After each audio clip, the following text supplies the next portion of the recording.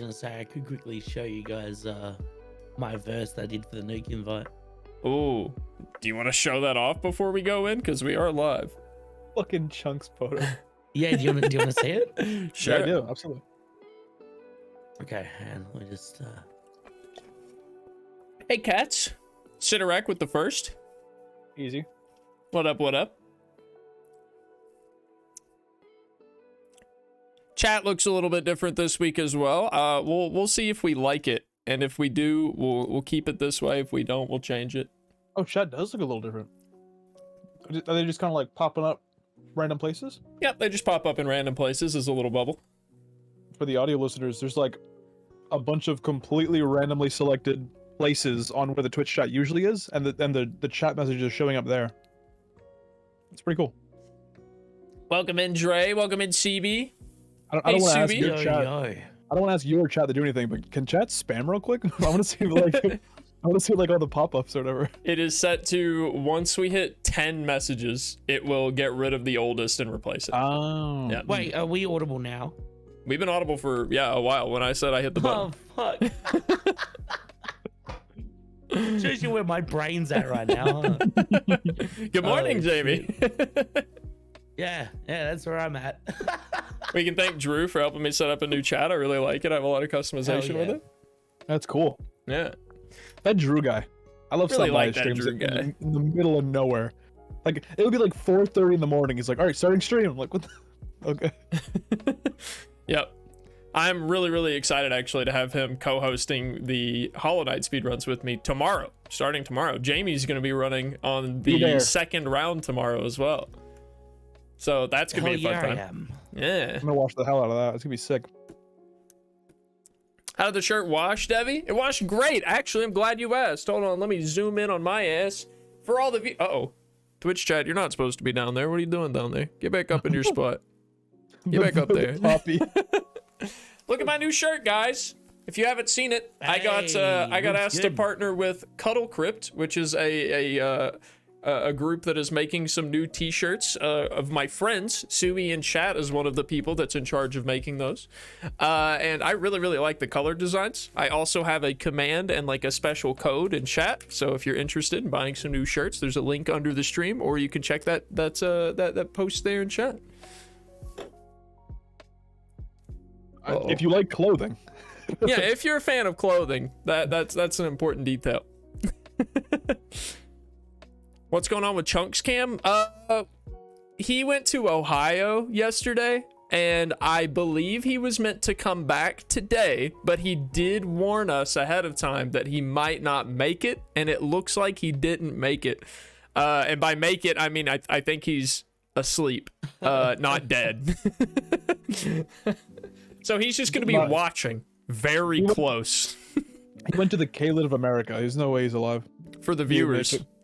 There you go. Why is Twitch chat in the wrong spot on all these? All right, we're just going to cycle through them. It's okay. For the people on Spotify, you don't get to watch this process. Yeah, it's flawless on Spotify. Yeah. Man, I can't believe I fucking forgot that, like, different bloody places have. Why is that? God Seems knows. Ridiculous. Dude, daylight savings might be the stupidest thing that we have. Impromptu daylight savings podcast. Yeah, dude. Oh, Twitch is even in the wrong spot on their own scene. Look at that. Look at that Twitch chat. I absolutely despise daylight savings. I've always thought it was a stupid idea. The only reason it existed was for like during farming times, right? When like most of the time you had kids as free labor. It is still farming time. No. No, it's because they wanted shops to close when it got dark. So they wanted people to get home when it got dark. Well, it doesn't really matter too much anymore, right? With streetlights and whatnot. Because everyone works for ridiculous hours now. Yeah, it doesn't matter to us at all Everyone gets anymore. home when it's dark, regardless of where you work. If I didn't have a window and a family who had a regular life, I would never know what time it was ever. If the bottom right corner of my computer didn't tell me what time it was, I would never know what time it was. I have blackout curtains. I never leave my house. I go to bed at like 9 a.m. and wake up at like 6 p.m. Like, I don't know what the fuck's going on outside of my bedroom. We should live on the moon and see if we still have shit sleep schedules. Yeah, dude. Well, looks like we've had enough time. Chat started to pour in. Welcome in, Twitch chat. By the way, if you're listening on Spotify, feel free to join us live every other Monday on twitch.tv/PrinceDevi. Join in the chat. You can highlight your message, and we can you can contribute to the conversation. You may have some insight that we were lacking for an episode, so we might need you someday. Before we officially jump in, one more time, gonna shout out Cuddle Crypt. Thank you for partnering my stream. I appreciate you guys. Cool shirts. I like them, especially like the color designs. And one more time, want to shout out the Hollow Knight speedruns happening tomorrow. Big deal. 6 p.m. Pacific Standard Time. There's gonna be 2 separate 1v1 competitions. First, it's gonna be the Biscuit Dealer against Forgotten Dreamers. And then round 2 is going to be Poppy Eric playing against Big Chunk. And that one is going to be a fun round. I'm very excited to see how that one goes. No practice. No, not at all. I mean, I don't know what Chunk's done, but I think we agreed to neither of us do any practice. He went to Ohio. Yeah, so You're both going in raw. so tomorrow's gonna be just us just faffing about, bro. Well, today, what we're going to be discussing is Unreal Engine 5 and the general advancements in gaming that we can expect, as well as our own theories on how this is going to reshape the gaming landscape and so on and so forth. So if you are not informed on Unreal Engine 5, strap in, because I think we are very closely approaching a period where any of us could be a game dev. We're not there yet. We're closer, but we're coming up to a point where, like, imagine people that spend a few months working on like a Roblox world. We're getting very close to being able to, like, Roblox anyone make anything they want, in my opinion. And I think that the biggest part of it, if you're willing to humor me in saying nice things about Fortnite, I think I'd like to. Oh no, never mind. We already decided where we were jumping in. I'm too excited to talk about Fortnite. We'll get to Fortnite, chat. We'll get to Fortnite. We're actually gonna watch the new video of Unreal Engine 5.2 that they showed off a little under 2 weeks ago, so you may have seen it already. Let me share my screen in Discord so you guys can see it as well. And then that's the wrong button. There we go. All right. If you've already seen this, chat, just sit back and relax. We may pause a couple times to discuss a few things in this video, but there's some really cool shit they showed off in this trailer. All right, so last year, we added several new features to the engine to support foliage rendering. It goes away when I full screen it. I forget about that. And the Fortnite... Oh, it goes away entirely when I full screen it. It is just completely gone on OBS. As a whole, the entire browser page. Deleted itself? It deleted itself. Vanished into the aether. Gone to ashes. It won't even appear now. No, not just the source. Unreal Engine 5. Rewrite history. It's gone. There we go. That fixed it. I had to change Sorry, everyone. the capture Sorry, method. history. All right, I fixed it. All right, so last year, we added several new features to the engine to support foliage rendering. And the Fortnite team used those features to ship Battle Royale Chapter 4. 1080-60. At the same time, Jacob over there and the team at Quixel were experimenting with what's possible for photoreal foliage environments, as well as testing out the latest functionality that we've been building for Unreal Engine. So, you know what's Jacob's good? here with They us even today went in through the Unreal Discord's Editor. compression. Let's It looks explore nice. the environment. Yeah, it Very does true. look What very better way good. to do that than off-roading? And what better way to off-road than in a Rivian R1T? You know it looks good when it even looks good over Spotify audio. Now, Rivian uses Unreal to power their instrument cluster, including 3D visualization of their vehicles. So we worked with them to bring the R1T to life in this experience.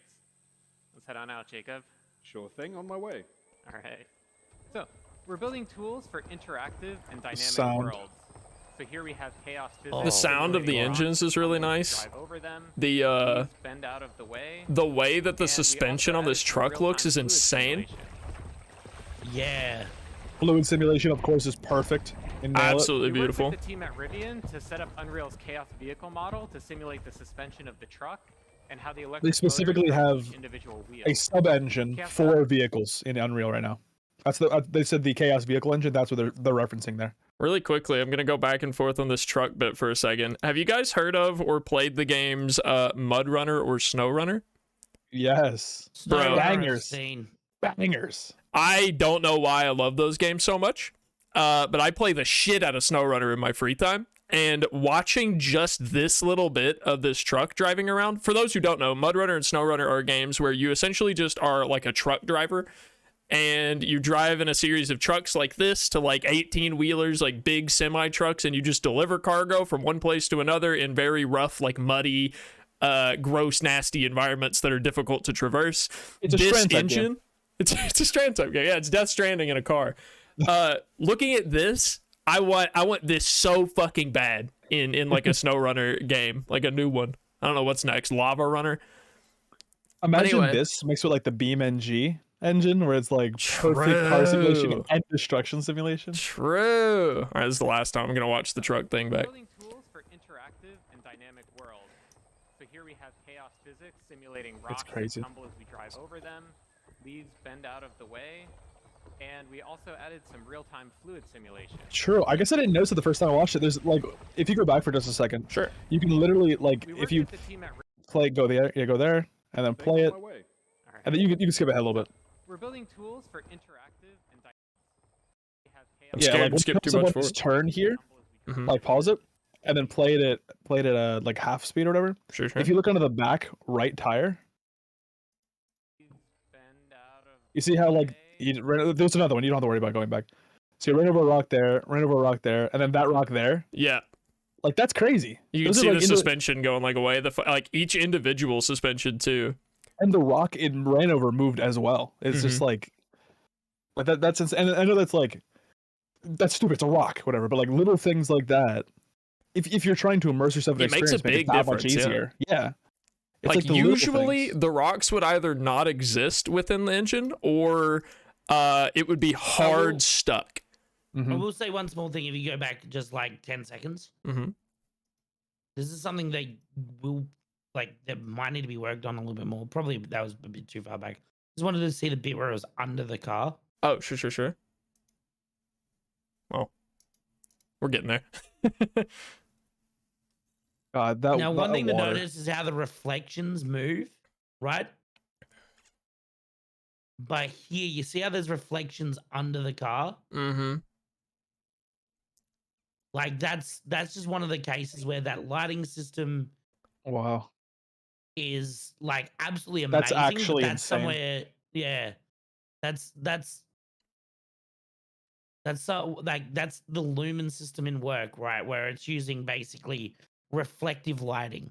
So the And we will light get is into the lumen in bouncing more off- detail as well too. Yeah. But just a brief rundown. It's Mhm. basically the way light works is it bounces and refracts off different frequencies. So colors are frequencies, right?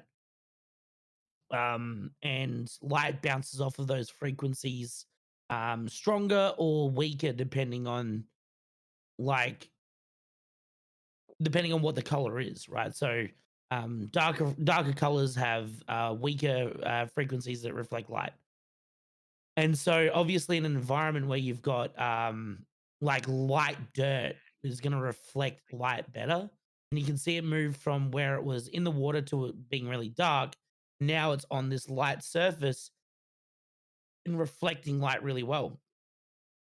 In addition, I believe lumens is also pretty impressive for the fact that on top of it being able to take into account like how much each individual color refracts light, it takes into account the type of texture, the material that it's reflecting off of. I know that's not new in lumens, but it does all of it and it looks incredibly good. Yeah, so like Precisely obviously the synthesize underside of a the car sounds is of the electric matte, motor right? So and mix them with the ambisonics of the jungle. You can actually see see it pretty dull as well colors. watching like the difference in the way the light reflects off of the lining of the inside of the back of the truck, because that's a very different material than the Yeah. metal next to it. And also this whole time the glass is like see-through, but you can still tell when the light's against it. Mm-hmm. Which is like most of the time glass is just either using a global refract or a global reflect. But they just the glass is just glass. Of the truck and how the electric motors drive each individual wheel. You can see the dirt The on the game also glass. Like simulates how the tires I think it compress blows my over mind time. how much just in Meta 2 Sound years enabled the team to precisely RTX reflections have resynthesize already the sounds of the improved. electric Mm. Game God, Like they went Game from God being for nearly PC. unusable. said this, Maurice, my wallet. Sorry to interrupt you.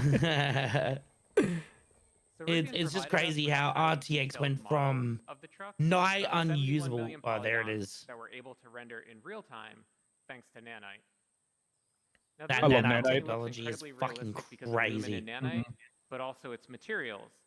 And today we're introducing Substrate, our new Looks real. material framework. Are they gonna talk about that nanite stuff? Not in this video. Nanite was introduced a while back. That was 5.1. Yeah, they go in on it though in the 5.1 trailer. Yeah. Now, of Yeah. course, you can't order a Rivian with Opal body panels, but Now Opal this with the internal is actually way fucking cooler than they make it seem, I feel like, in this trailer. But like trying to emulate Opal on a texture has been near impossible for like all of gaming. And Again, the way because of that light refractions. yeah, because of light refraction. So on top of like they had to have this lighting engine functional and in game before that they could even try to make textures like this. But now that they have both, it looks so Like, good. Unbelievable. Imagine pearlescent subsurface scattering. Like those two words together in a modern day like game. It's and how ridiculous. light is absorbed as it travels through that clear layer of varying depths.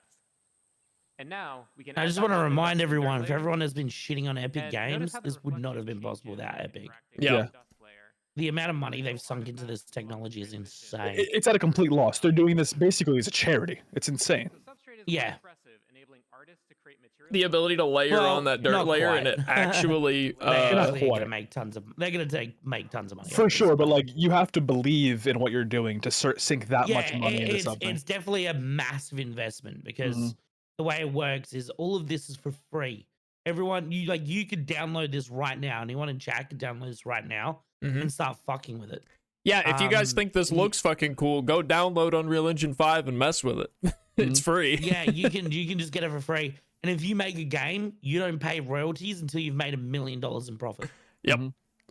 Like that's fucking wild. I wanted to point out yet another beautiful representation of these two systems working together, the Lumens light system and this new texture system, is when he turns on the dirt layer, you can also see how like thin dirt that's not even a part of what's normally visible of like the dirt lines interacts with the reflection of the light as well. So you can kind of see how the light acts differently where the dirt is, like in the general area of the dirt layer. and how light is absorbed as it travels through that clear layer. Hold on. during depth. I skipped too far back Now, again. We can add back on the dust and dirt layers. There we go. And notice how the reflection changes when interacting with the dust layer, and that there are no artifacts. along So the the reflection in the dust layer, like down at the bottom, is a lot more muted and like nowhere near as intense because it's being absorbed by all the dirt, which is so fucking cool. and layer those materials as they see fit. Tiny details Insane. that we'll stop paying attention to in 5 years, but they look crazy right now. In terms of performance, substrate materials that are similar to the current Unreal Engine shading model cost about the same. But now, artists have the freedom to author more complex materials for extremely detailed use cases, like in cinematics and in film. So we're going to The light reflecting off the dirt on the windshield everything is that you've seen insane. up to this point was painstakingly hand-built by the environment team at Quixel. Everything since that fallen tree has been built using our brand new experimental suite of procedural content generation tools. This is the first thing that I think is going to make all of us into developers, because when I have wanted to develop something in the past, I've downloaded Unreal Engine, I think 3 back when it was new and shiny, and it was easier than other alternatives, but it was nothing compared to this. So what he just explained, in case the video is too quiet or anything along those lines, everything that we had seen up before this point was handmade by a developer, and everything after this point, like what we're looking at right now, is procedurally generated by the engine based on the template that the developers set up. So the developers made a small chunk of forest, and then this game engine, Unreal, just makes the rest of the forest for you. Flexible, deterministic, and artist-driven. Our guiding principle in building these systems was to empower artists to make tools for artists. So Jacob's going to go ahead and add a procedural assembly to the world. And the cool thing is that it communicates. It's crazy. So cool. Like that. This. Can you pause real quick? Yeah. Pretty cool. This alone, I feel like you were talking about where everyone becomes a developer. This feels like when smartphones got cameras. Like this feels like how, 20 years ago, like you had to be a photographer and buy a camera and like know how to use it, know the light and the ISO, all that nonsense to be a photographer, and now everyone's a photographer. Like this feels like when smartphones get cameras. Like this feels like the jump that was necessary for literally anyone to get down and build something they want. Which also it's good because not only will more people have the tools to develop really advanced technologies, really advanced games, but it makes it so AAA companies and indie companies, they have to step up their game. Because if John from accounting can make a game that punches with the big boys, then they have to make better games and for us. True. Or we're not going to pay $70 for them. Yeah, exactly. Also, Wexel in chat said, I hope it isn't going to just be copy and paste in certain areas. Don't worry, we will get some more insight into how the rest of the procedural generation looks. And so far, it doesn't look like copy and paste. That's for sure. Copy and paste has its place. It can be useful, but this ain't it. And the cool thing is that it communicates with other nearby procedural elements in the scene, like the creek bed. So let's say a designer comes by, wants to direct the player to drive to the left. Jacob can simply move the assembly to the right, and everything updates to accommodate that change. That's so fucking crazy, dude. That's ridiculous. So let's say the designer comes back, So wants to give the crazy. player the choice of going left or right again. Jacob can simply move the assembly back over. Now, the artist who created this assembly also added some additional handles that Jacob can use to art direct where rock slides occur. Allows him to customize the piece a little bit more, make it a little easier for the... It's ridiculous. It just does it for you. So we started by handcrafting... I want a rock slide here. Done. ...the level to set the visuals and art direction for the entire piece, and then built out procedural tools that allowed the team to create a much larger play space much more quickly. Now let's see how we can use these procedural tools to make larger sweeping changes to the environment. So Jacob, let's start by removing some of the trees in this area. Absolutely, that's easy enough actually. All right. Jacob, please don't talk. Just remove some trees. Back in. Okay. And let's also add in some cliff formations, give it a little bit more variability. He's literally just changing the numbers on like if cliff variation, yes, like type levels of coding. Yeah, like it's kind of difficult to see. Well, why doesn't Aravend have his name? Good question, Dreamer. I didn't notice that. Yeah, I didn't mean either. I'll fix that while we're looking. But for here, if you can't see on stream, on the right, there's just a drop-down menu with like 10 or so little sliders, and he's just typing different numbers into these sliders, and it's making all of these sweeping changes. To make larger sweeping Oh, I see the problem. I fixed it. So Jacob, let's start by removing some of the trees in this area. Absolutely, that's easy enough actually. All right, a little too much. Let's add some trees back in. Okay. And let's also add in some cliff formations, give it a little bit more variability. So the procedural systems are all deterministic. As Jacob is experimenting with different sets of input parameters, once he finds a set that he likes, he can always go back to it and get out exactly the same results. And the procedural systems aren't just placing trees and rocks, but also fog cards, bugs, birds, everything that's needed to bring this in. I think that's an important detail too. Because when you really think about what immerses you in a world as well, it's the little things. So the fact that this is also sprinkling in some bugs, some birds, it puts some fog around, like it really goes the whole 9 yards. It's not just stopping at trees and rocks, like it does all of it. And like there has been for years, you've had systems in place where you like Minecraft's a good example, where you can literally put in, you know how procedural generation works in Minecraft. And a lot of the time there's mods where you can put something down and it'll help you build the rest of something, like wands and whatnot. But this having like so many interconnected systems is like beyond ridiculous because of how powerful it is. Like if it's blocks in Minecraft and a wand, that's like the most basic shit possible. But this is like the most advanced cliffs, the most interconnected ecosystems all together that can be changed with literally one input parameter, like one number. I'm pretty excited for this stuff. Yeah. I'm very excited for this stuff. The last thing I want to really focus on before, in case we want to jump back to anything in this video, is they kind of conclude with this large panoramic view of what they created here. And a lot of it goes away in a second. And what is left when they take away a lot of the world is the part that the developers actually made. So you can see a comparison of how much work the developers actually put in versus how much the engine generated around it, as an example of like how powerful this procedural generation is. So we have all this, and it stemmed from that. So the developers made those things, and then the engine just made everything else to fill in the space. And the only thing that it used to fill in that space was that as well. It's like they didn't have to make a tool, or they did make the tool, but they didn't have to make a specific in this version of the engine tool to fill out the rest. They just have the tool already, and they just use what they already have there. Like if you did the same thing with a bunch of party balloons, you'd have an entire environment of party balloons. Like you can do anything you want. I can imagine what crazy shit people can and already have done with it. Is there anything we'd like to go back to in this video, or? No, I think that was a pretty good example of the new procedure, because they mostly just want to show off the new procedural stuff. Sure. And the new lighting. Mm-hmm. If you want to talk about Nanite, then we go to the 5.1 trailer, because that trailer is ridiculous. Nanite's crazy. I think I have the 5.1 trailer on here. Let me double check. I have this one. It's not this one that you're talking about, right? No, it's not that one. Okay. Let me just look up 5.1 trailer. Yeah, or just look up the Nanite trailer. That might help as well. Nanite trailer. I just know it's the one where they're like in the middle. Yeah, it's that one. It's the one in the middle of like a desert. It goes hard. Well, these guys aren't in a desert. No, there we go. That once they get in. You don't know that. They might be. Yeah, that's true. They're a building in a desert. All right, so this is actually a previous update. This is still Unreal Engine 5, but these were tools that were introduced at a previous time, like I want to say a year, maybe a year and a half ago. Mm-hmm. Oh.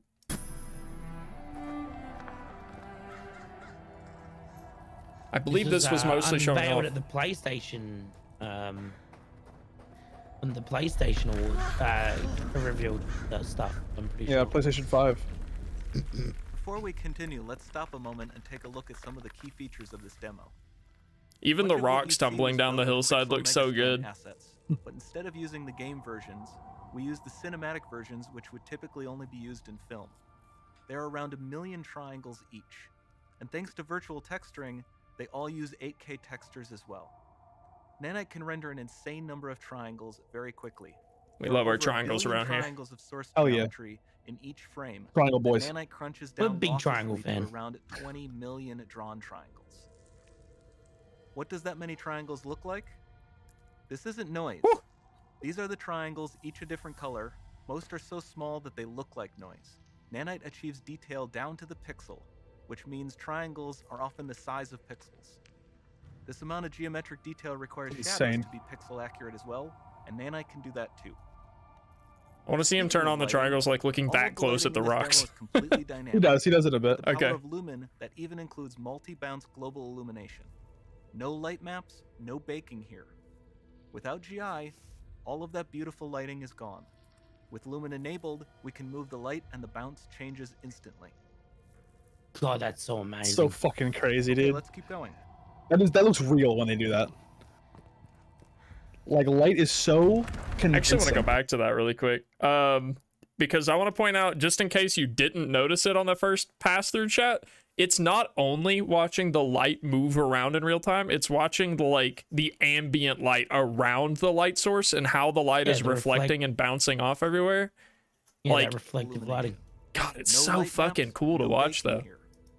I've seen other examples of it where like someone's in a dark cave and there's like a rock slide and a hole opens in the roof above them and the lighting funnels in naturally and it looks so good. And it changes like instantly. Mm-hmm. We've made some great additions to our audio system as well. Convolution reverb allows us to measure reverberation characteristics of real spaces. I'm sorry, what noise did she make when she jumped? Great additions to our audio system as well. convolution reverb allows us to measure reverberation spaces, like That is a actual weird caves that we noise. sampled, and Game reproduce God them for in PC virtual asked if this spaces. demo is available. Sound field rendering allows Yes. us to I don't record believe. and Is it? playback This spatialized one is, audio. yes. Oh wow, there you go. The pixel accurate shadows are All of ridiculous. this adds up to a more Yeah. immersive experience.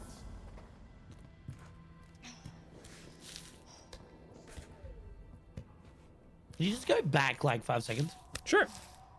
Is there something specific you're looking for? Immersive experience. Yeah. Okay. Pause here. No, just like a second back. Okay. You see on the left there. Mhm. You see how that rock is illuminated, right? Right? Do you see like the small look? Like this is the like shit that's insane. Look at the smallest shadows.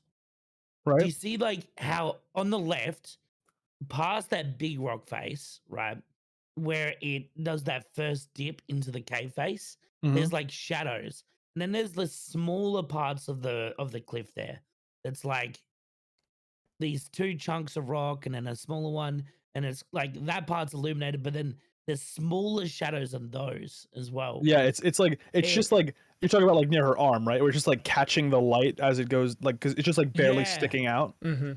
yeah, Yeah. dude. It's the fact that it's like recognizing even the smallest of shadows.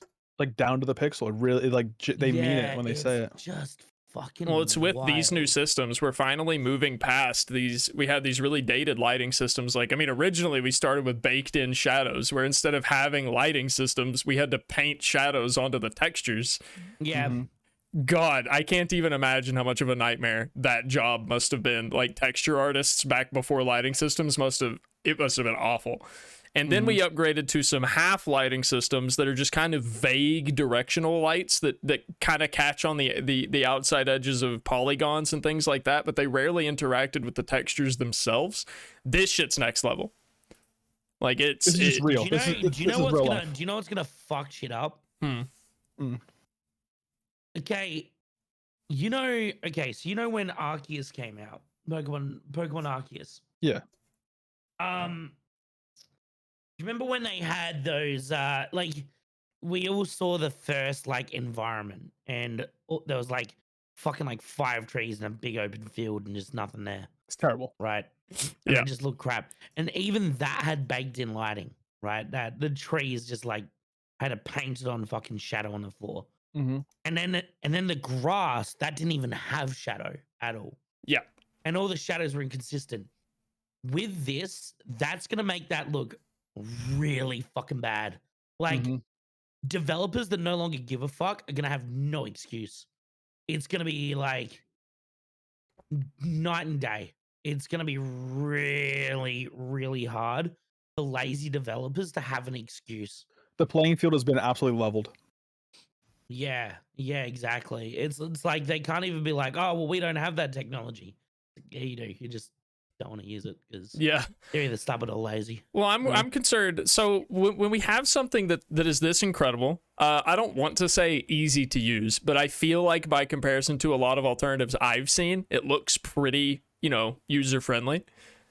Yeah, it is. And but- with how generous Epic is on their revenue from it, it worries me a little bit how many developers are going to move away from their own proprietary engines, and a little bit of uniqueness will be lost in some games as a result of that. But also, like, why wouldn't you? Okay, I counter that by pointing out that fuck, I gotta just look this up Sure. really briefly. I like every Okay, time What? I'm just gonna say that all the Borderlands games are made on an Unreal Engine. Mhm. So like, it's not that uniqueness is gonna be lost. It's what you do with the engine. I had to double check. But like games like Borderlands that have these insanely unique visual effects that have a style unlike anything else are already being developed on things like Unreal. Yeah. That's how like modular Unreal is, right? Yeah, sure, you can make a cardboard cutout using the assets that they've already got, but you can also put in your own assets. It's not like nothing is going to stop developers from having a unique Yeah. twist on things. I mean, like it has been what 40 years now since 8-bit was first introduced, and the games are still being made in that style Yeah. today. That's fair.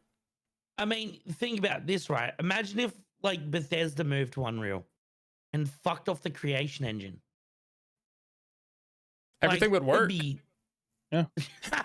No, it's still Furniture would Bethesda. stop clipping through walls and spinning rapidly when you're not interacting with it. It's about the level of effort the developers use to make what they have like unique. You know, Mm-hmm. I mean, sure, we'd all be pretty disappointed if all the AAA developers just use the stock standard stuff and it's Mhm. just like a bunch of games in forests. But that's not what it's going to be. These are just examples.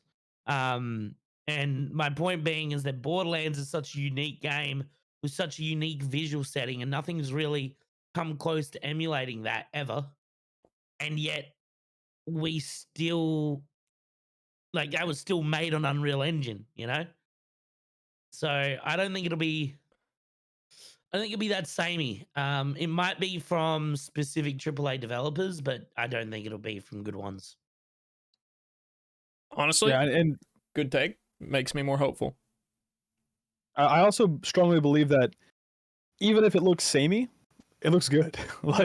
Yeah, true. like even if sure your whole wardrobe's black, but some nice black clothes. Like Imagine Skyrim Unreal 5 edition. Yeah, but that would already be a reason to go get Skyrim 5. True. You Yeah, know, like, I would be that more interested in buying that version of Skyrim. Yeah. If they re-release Skyrim with Unreal 5, like I would even fucking be interested in that. I think I'd finally play the game if they released it on Unreal Engine. Honestly. I have been informed, and I don't think they have like an ETA plan for this, but I know that Psyonix, the company that makes Rocket League, if Carhill's in the chat, Rocket League is intending on re-releasing on Unreal 5. Really? Yeah.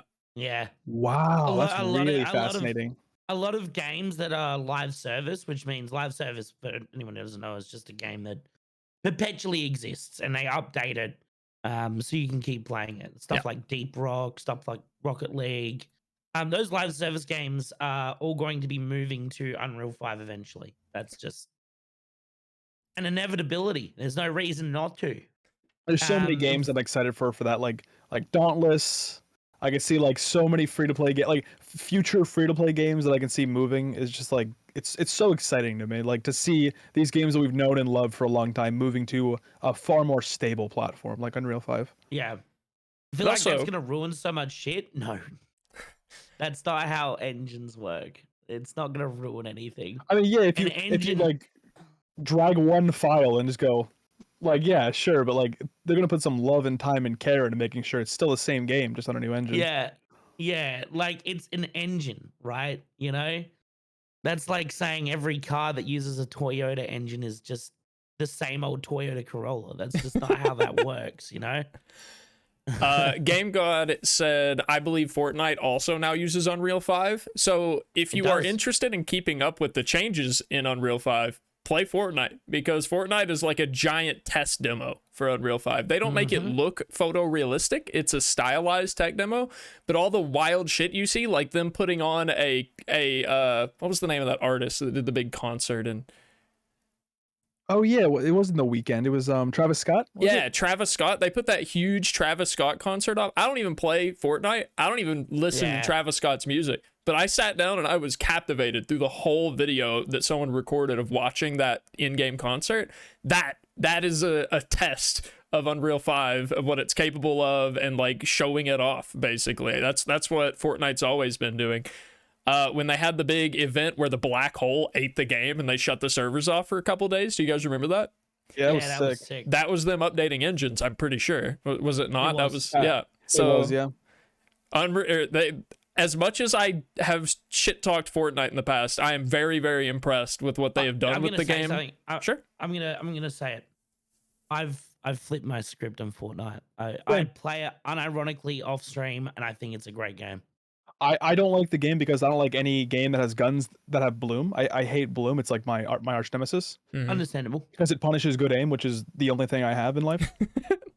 So it's like, Fortnite's definitely not for high level competitive gaming. nah, there is high level But- Fortnite players, but most of them are just good at like things that aren't just aiming the gun because you know Yes, yeah. that's the worst part of the So, game. But yeah, I've- I used to think like Fortnite was like that game for kids, you know. But now I'm Mhm. like, it is the industry standard for how live service games and Yep. battle royals in general should be treated. Fortnite is not going anywhere. It's just not. No, it's a staple of gaming. Perfect game. It's the perfect game. Yeah, and like It's sick. who said it earlier? I think there have been multiple concerts. Yeah, that is true. Yeah. They've also had like Ariana Grande. They also Um, had some stuff that was really. They did some, yeah. They've had some other stuff in there that was an interesting idea, but it did not go well. They had one for like Martin Luther King Day, but like you get a bunch of kids in there and it's just terrible. yeah. Yeah. So like No, they need to limit their scope, but I do like the idea of like live concerts in a video game. I think that's sick. Yeah, honestly, that is like the only reason that I stayed like informed on Fortnite, like up to date, watching YouTube videos of the big events that they showed off, them having that giant marketing strategy of just shutting the game off without saying anything for a couple of days. That was a genius decision, I think. Yeah. But yeah, I mean, we're gonna talk a lot more about something new that Fortnite's doing soon that is going to be incredible. But for now, let's get back to yeah. If it's what I think it is, I know. Oh yeah, yeah, it's I sick. think it is. Let's get back to this. We were looking at Nanite, their new texturing, or not texturing, but modeling and It's gonna be one of rendering those service. ADHD podcasts. We really do just go on runs. I mean, we do it a lot, and it's fine. Especially with It's this fun, episode, though. I've already planned that Unreal 5 updates is really only what we're going to talk about it for an hour or two, and then we're just going to talk about whatever the fuck for an hour.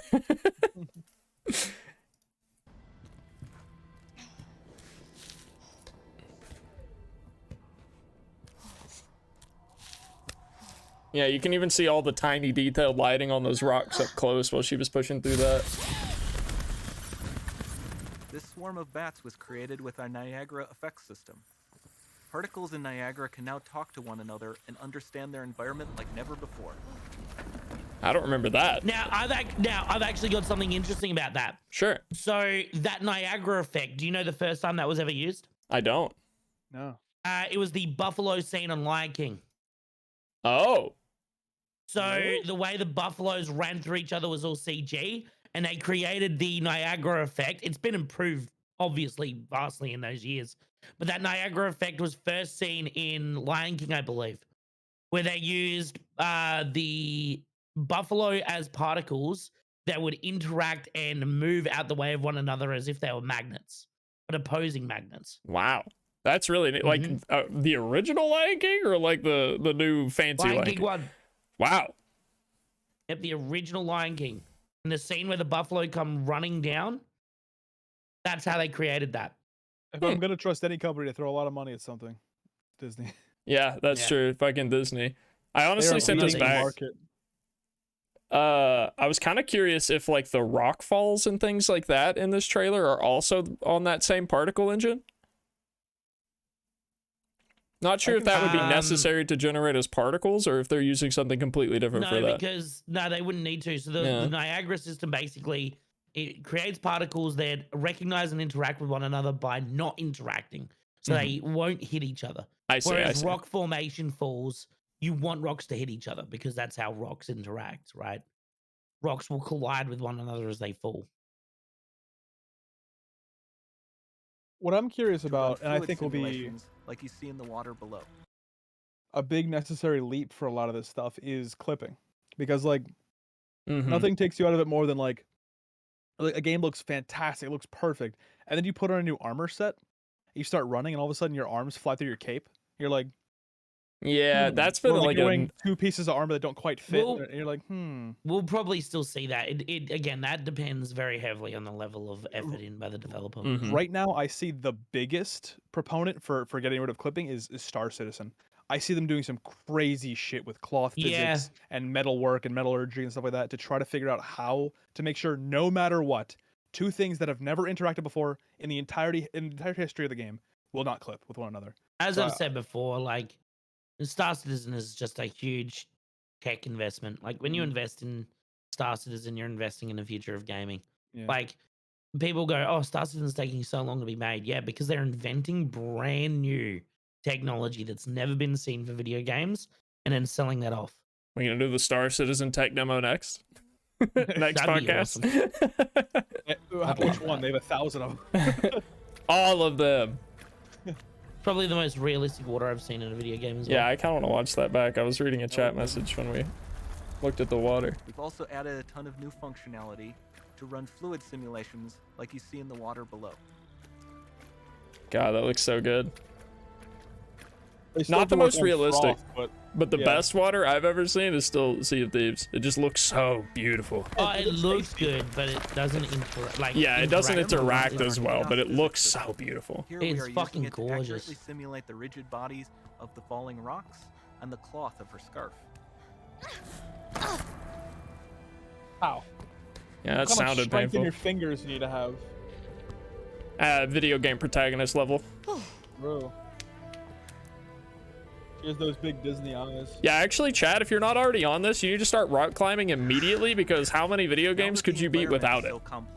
Bro. So I'm sometime going in rock climbing life, this to be the Sunday. hero, you're gonna need to climb some rocks. Foot placement and motion work I'm okay with which not being the dynamically hero. modifies IK and body position to look more natural. For the character to more realistically Okay, interact pause with the here, pause here, environment, pause here. we've added This is such a good example of those shadows in effect. Look at all the small details and how you would not be able to see those details if it wasn't for the lighting. Mm-hmm. Like, look at The the lighting small makes the little fucking detail. carvings. Yeah, look at the small little carvings that you see, right? That's not baked in lighting. That's crazy. That's fully active. Am I crazy? Or Yes. does Yes. that hold on? I'm gonna put this in. I'm gonna put this in your chat, Debbie. Sure. If you can click on this real quick. Do you know what that is? In my chat? Yeah, is it not? Is it not going there? Like my Twitch chat? Yes. My bad. There you go. Like that. Okay, yeah. Let me It looks like the same thing to me. Doesn't mhm. exist. It didn't You put work? the Aravan. Oh, part of I it. see. Of the door. Like, you see the door in the background of that? It looks like the open version of the BioShock little sister vents. God damn. I don't- Nah, it hasn't got the sun, like the sun part of it. It Does do it? I be thought a it circle did. with some lines leaning up to it, that's for sure. I'm seeing things. I am crazy. You're right. This Danny. man My played too butthole much was of the original Witness. version. The anus was the original version of that. Everyone's still seeing circles and lines and thinking about the Witness. That's my favorite puzzle game. I the fucking love the ability to Witness. trigger seamless Love that contextual game. animation events. I do like what he's talking about here. I don't know a whole lot about this system, but the way that he's referring to the way the animation works in Unreal Engine 5 is instead of having to like carefully animate every single little thing, a lot of it is you do like the big parts and then AI generates the stuff between, so it like contextualizes what's going on in your environment and everything to like appropriately fill in what animations would look best in that moment. So that's already an example of AI being called integrated. Advanced procedural kinematics. The Like first yeah. game to ever implement that properly in a game was Uncharted 2 with stairs. Yep. They fucking nailed it. And then they Dynamic smashed GI in is further amazing, in 4. not just for Yeah. speeding up iteration, but also for its impact on gameplay. Ew, bogues. Any light source bogus. can move while still having beautiful bounce lighting. Yeah, the way that the blue light's Fucking reflecting off those wild. statues when she's not even aiming it at the statues, it looks so You can cool. even see the Niagara-powered bugs reacting The way to the light. bugs are interacting with that light as well is fucking wild. Lumen not only reacts to moving light sources, but also changes in geometry. I hate the bugs. So cool. This is what I was talking about. This is exactly, I saw this clip and I was saying that there's like a cave in and then the lighting changes and it looks so good. Changes in geometry. Yeah, that's God. fucked. God, that also, looks so like, good. Like the lens takes a second to Remember adjust we to it, mentioned almost like you're high-quality watching through a assets? camera. This So statue is cool. important Well, our directly eyes to function consumer very similar to cameras in the form of like Yeah. our irises act as an No aperture, dating so normal maps, no authored Also, as Jamie pointed out earlier, the detail on this, because of the light interacting with all the detail. Most of this statue is the same color, but because of the lighting engine, we can see all of this like artistry. This is gorgeous. Whoever modeled this, pay them more. And the depth of field on the character and everything, it just looks so good. Yeah, they didn't even hit the inspect button. Dude, I hope they make an Uncharted 5 in Unreal 5. 500 of that exact statue That'd be sick. at the same detail Yeah. placed in this room for a total of This is them Like, just I really hope bragging. we see an Unreal 5. That's some big dick shit. honestly. Uncharted 5. This was them just bragging about how much they're capable of having rendered on screen at a time. People were complaining about their cards not being powerful enough to run this in chat earlier. So this is like a ridiculously high detailed statue they walk by. And in this room, he's talking about how they have how many? More than a single statue. There are nearly 500 of that exact 500 of that at the statue same in this detail room, all rendered placed at in once. this room for a total of over 16 billion triangles from statues alone. Over this entire demo, there are hundreds of billions of triangles.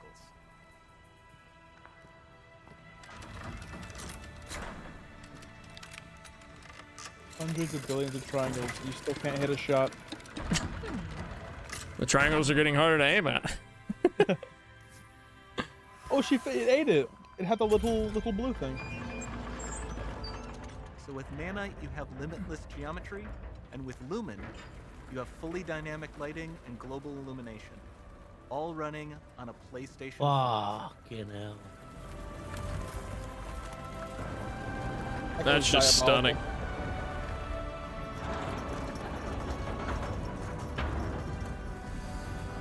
Honestly, more work went into making this room than a lot of video games I've played recently.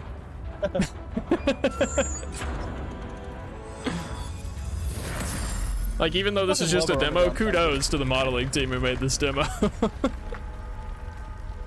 And this next part's my favorite. There's not much time left. And this doesn't need to be constrained to small rooms. It can stretch all the way to the horizon. God, it's so pretty. The portal, it's open. Okay, the Unreal Engine has something to do with voice acting. Don't fail me now. Oh, this was an Assassin's Creed demo. Oh, She's Oh, dead. never mind. I thought It was a that Just one part Cause that game demo. play.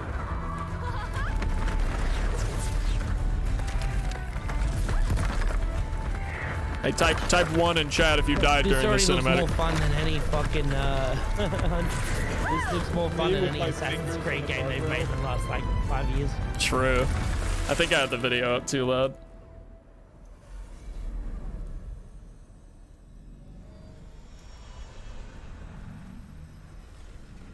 It's time to see what's next.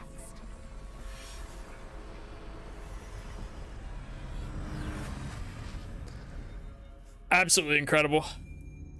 Incredible stuff. I'm just gonna play that last segment whole muted here.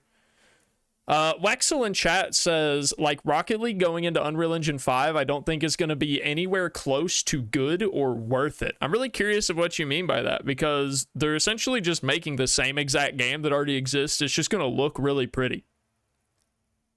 Yeah, I don't get it. That's just like, I feel like that's just a fear of change. Maybe. I mean, if they have to use a different physics engine and different weight systems and everything, then maybe they'll mess it up. Maybe that's why it's taking so long. But honestly, with how consistent Psionics is, I trust them to make it work. That also is speaking with the assumption that the current engine Psionics is using is perfect, which is not true whatsoever. Yeah.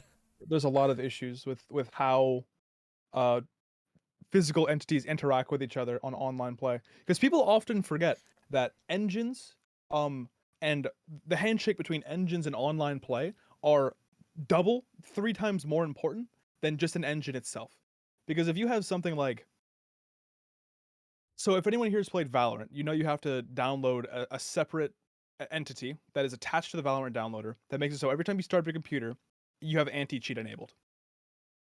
A game like Valorant couldn't have gone as far as it did. It couldn't have existed as long as it did if it didn't have such an incredible anti-cheat process with it. So like the fact that they had an engine and they had a launcher that can handshake with that made it so the game could go as far as it is now. I think another issue that people are not realizing as well, the engine isn't the gameplay. right? Like if you're worried that like it moving to Unreal 5 is going to change the gameplay, it's not. These are created as open software, right? So developers can code into it. That's how engines work. They're changeable. It's like So a like it's like a Joysticks is just gonna framework. grab this. They're gonna use like the graphical enhancements that are created through AI. Then they're just gonna bake in their own fucking like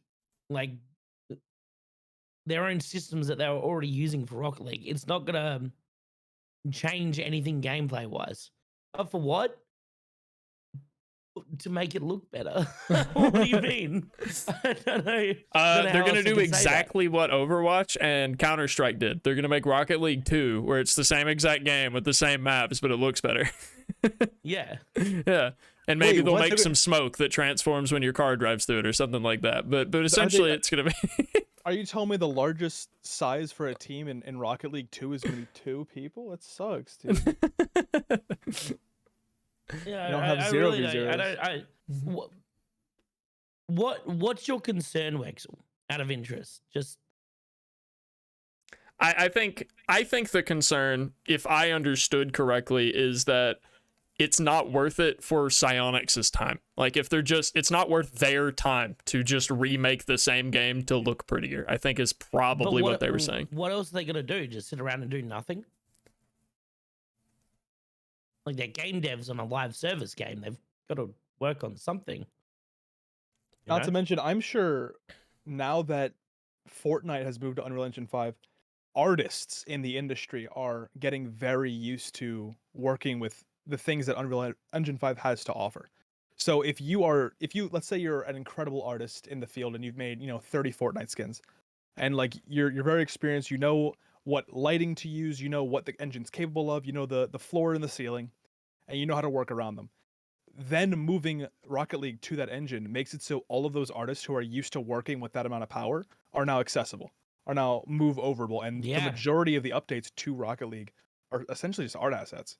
Yeah, they're not really changing the gameplay, other than the occasional, like when they Here's add what I'm a gonna random do. game mode with basketball. Here's what I'm gonna do. All right. Imagine Rocket League with this texture engine. We got those animated textures in Rocket League recently. All the animated textures are amazing, but wait till we get these textures in Rocket League, okay? We're about to customize the shit out of our RC cars. That's what I'm saying. Like, you say it's not worth it, but like this right here proves it is. And if you're cold, like it's a nice cold winter's night, you just turn on your Switch, start up Rocket League, and put it anywhere in the room, and you'll be just fine. It'll warm right up. You'll be happy. So really, really quickly, I also have another video that I had prepared that was mainly just to show off the differences in how Unreal Engine 5's new lighting engine has improved over Unreal Engine 4. So this is a demo, or like a little video that someone made a while back that was called the Meerkat demo to show off Unreal Engine 4's lighting engine. Someone essentially just took that demo and threw it in Unreal Engine 5 with their lighting and processing everything. Sure. Can I just say something? I've seen a few people talk about this now. Players already playing low graphics. The frames are going to be so high for something no one will play. This is I see that people talk about this all the time. You realize that this has better performance than Unreal 4, right? On lower systems. It's not like they're making a system that's like, okay, let's make it so only people with 4090s can play. The whole point of Unreal 5 is to make something that's technically impressive and works better on lower performing cards. The biggest jump and the reason it's possible on something like the PS5 is because of the optimization. Like, since fucking Toy Story, the very first animated movie, we have been able to make things look realistic. It's just not feasible. It's not possible within a short amount of time or with the computing power we have. We wouldn't release something like Nano to the public if it wasn't so well optimized anyone could use it. That Nano engine has better performance then then the way games work at the moment, and we didn't watch this tech demo, but I think it'll be brought up soon. So the way that games currently work is they use level of detail. So what the game is rendering is usually about 4 levels of detail. They use one for something really far away, one for something and the really far away stuff is like they're basically flat surfaces. Yeah, skybox, stuff like that. Yeah, like a tree is just a fucking JPEG, right? Then as you get close to the tree, they add a second part to that tree, which gives it a 3D effect. And then as you get closer and closer, it loads in more and more details, right?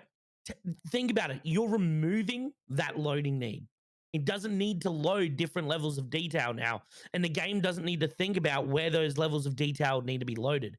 Now it's just like, oh, the AI will handle all of that and it'll all look good from a really long distance, like from a far distance away, because the AI system is handling when and where the nanites need to load. What you're actually going to see is better performance on the games that you already play. It's going to run smoother even on lower end cards.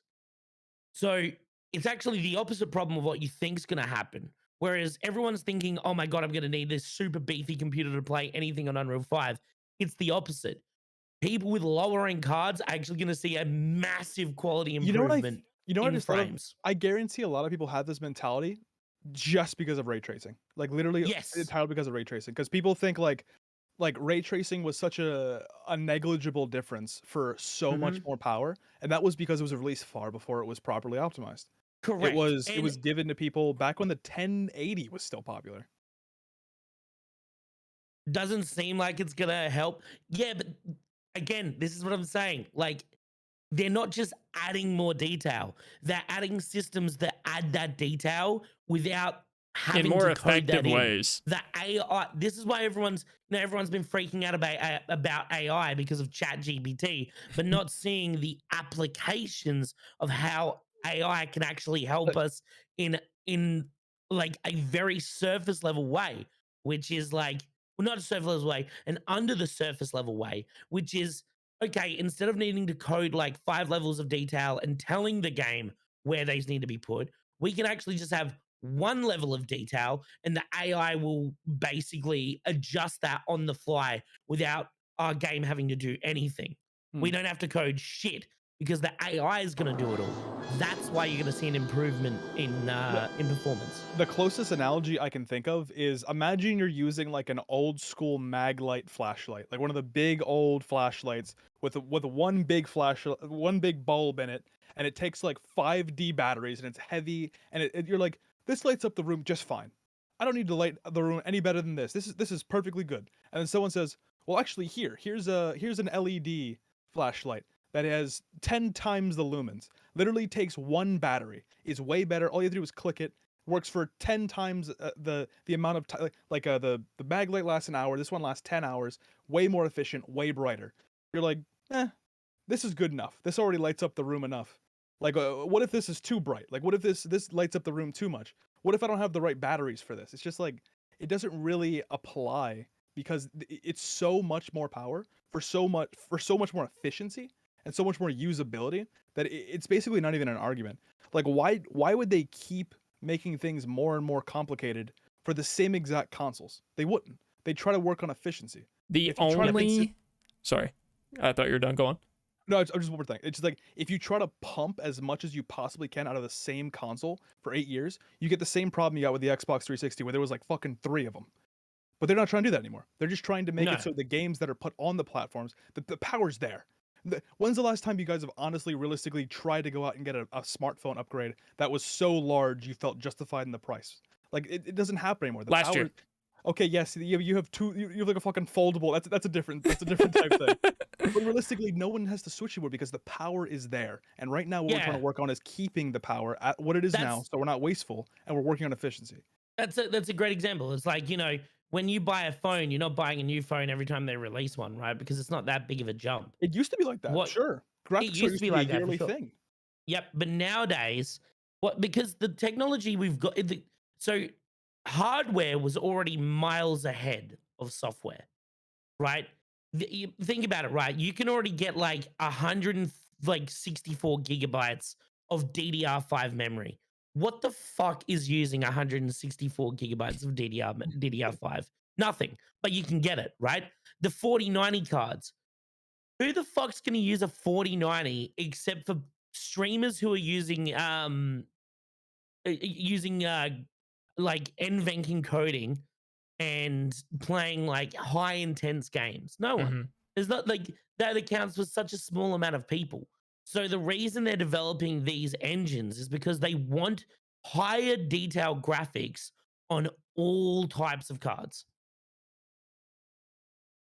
It's weird because like as you said, software needed to catch up with hardware, and then hardware caught up with software and then surpassed it.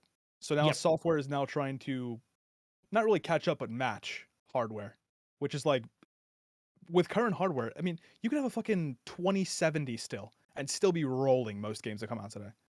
That game came out. I mean, that Yeah. card came out in what, like 2017, 2016 or something like that. And If to address swapping this Rocket one, League to Unreal 5 is such a good improvement, why didn't Rocket League change to Unreal 4?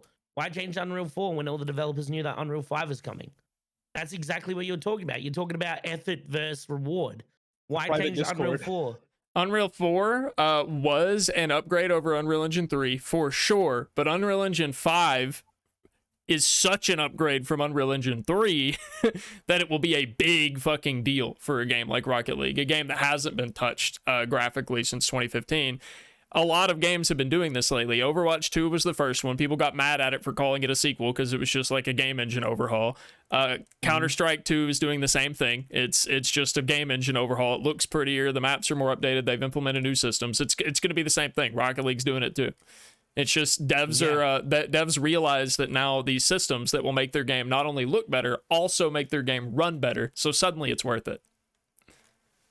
I just don't understand this want and need to be stuck in a engine that is heading towards 8 years old. I will say Like what I was you're complaining about like graphic fidelity, right? Where it's like, you know, people are already running on low because their computers can barely play it, and then people come up with optimizations for it, and you're like, yeah, I don't think I want that. I don't really understand it. The one type of mindset I can think of that makes sense for not wanting to upgrade to a new engine is, I'm going to call it the old school RuneScape mindset, where there were players who were so upset with how RuneScape 3 changed that anytime the developers wanted to change something about old school, they said no. The players were like, we don't want to change, stop. And for like nearly 10 fucking years, almost nothing got approved or passed because people were reluctant to let the game change. But now, suddenly, we've had a few updates that were really nice, and the player base is like, oh, okay. I think my favorite switch in that was when, this is such a weird tangent for everyone who's listening. Yeah, I know, we're on such a weird tangent. But it's relevant, right? Because people fear change. It's human nature. People fear change. You've got to beat that part of your brain that's worried about, because like most Rocket League players are playing Rocket League and are like, this is fine. I'm happy with this. Why change it? It's a bad mentality, because then things stagnate. And then when they stagnate for long enough, people go, this is sucky. They haven't changed anything. And the developers are like, well, what do you want from us?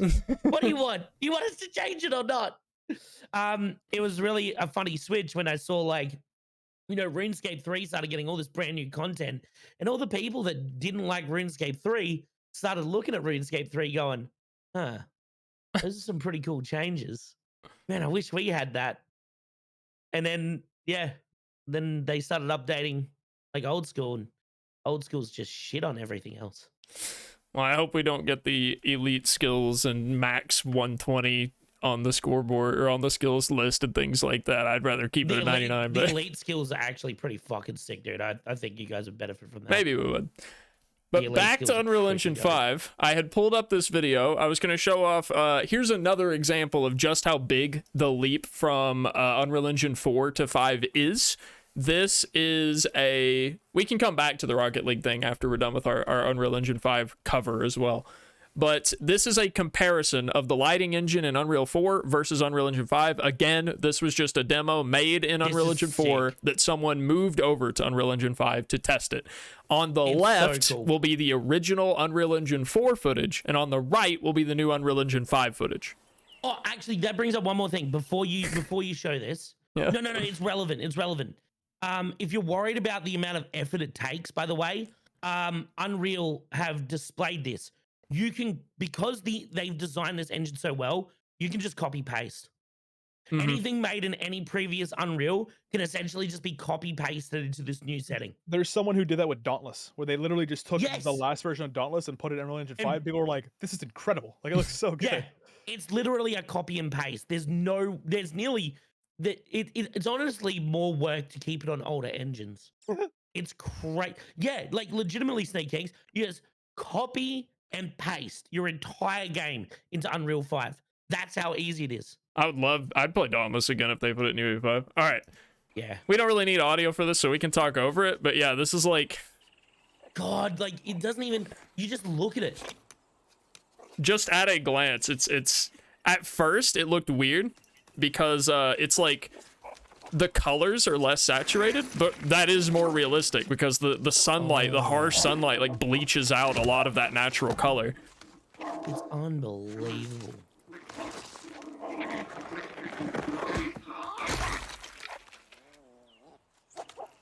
He has a cone. He's a satellite.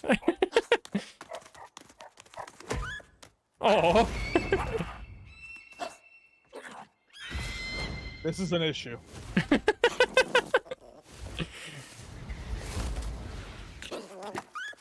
Oh no.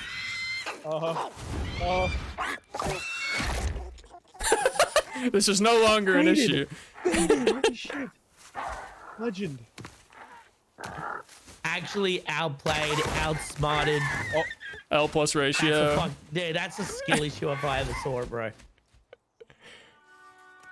But yeah, so you can see there's it's a noticeable difference. The lighting went from looking like really good video game lighting to looking real. I think that's like the biggest difference there is it looks like a game on the left, and on the right that looks like a Pixar movie. I'd say on the right. That's my first thought. Yeah, initially I saw like DreamWorks versus Pixar in my head. Mm-hmm. It's just, it's a pretty substantial upgrade. And if you wanted to compare this even further back to Unreal Engine 3 that Rocket League was made on, imagine the difference between Rocket League's engine and now what it will look like with this. Yeah. I know you say you don't care about the new features, but I know a lot of people are going to re-download Rocket League just to see how fucking beautiful it looks in UE5, and it will have a resurgence. It's like if I don't even play if you Rocket League. if you can't look at it from a development perspective, or you can't look at it as a worth perspective, like what it's worth, think about the advertisement. Like, think about it just purely as a business model of being able to say, like, oh, by the way, Rocket League's in Unreal Engine 5. You guys want to come check it out? Like, that is such a big reason for so many people to come and check out what you're working on. I think my Also, final that's your comment point on now. the Wexel said they are that, and that's my point. They are all casual gamers. If you don't want casual gamers in your game will die. Yeah, what the hell? Your game is dead if all the casual players stop playing it. It's I don't know, it's an yeah, unfortunate truth. It's like a majority of the casual player base from Overwatch, I feel like, has started to pull away because of the monetization. They'll probably come back. Overwatch is going to have a resurgence as well. But like This next week for sure with the new character. yeah, it's just you can't have an only competitive game. Sadly, it just doesn't work without the casual player base. Like, actually, I think the way I saw a pro Overwatch player phrased it as, why would you be good at a game that no one cares about? So, Yeah. like, if no one is playing Rocket League and no one cares about Rocket League, then you have the 12 people who are really good at it playing and no one watching it and no one gives a shit. Bro, imagine an Elden Ring 2 on this engine. Oh, Oh, I know. Elden Ring was already so fucking full- beautiful. I'm already full chub thinking about it, to be honest. hey, you know what gets me like slightly off topic, but I'm really excited for the Rocket League in UE5 because lighting is so powerful in UE5 that I feel like they can make game modes around the lighting. Like, imagine this: you could put in a Rocket League stadium, and all the lights are off. It's pitch black. The only thing giving off light is the ball and your trail. Like imagine how much that would add to the That'd play be really experience. cool, yeah. That'd be really cool, right? Just using the Lumen lighting system. Sui in chat said, I love the detail, but Unreal Engine 5 is so bright, I would have to turn the lighting down because it hurts my eyes a bit. So that was a scene in the middle of the desert. If you're in the middle of the desert in real life, in like high noon, broad daylight, it's bright as fuck. So like that was just realistic lighting. Yeah, I mean you can adjust the light brighting or the brightness if you're in a desert because it's harmful on your eyes, sure. But their goal was to make it realistic, and the sun hurts your eyes. So brightness settings already exist. Yeah, so you're good. You're set. That's not an issue, really.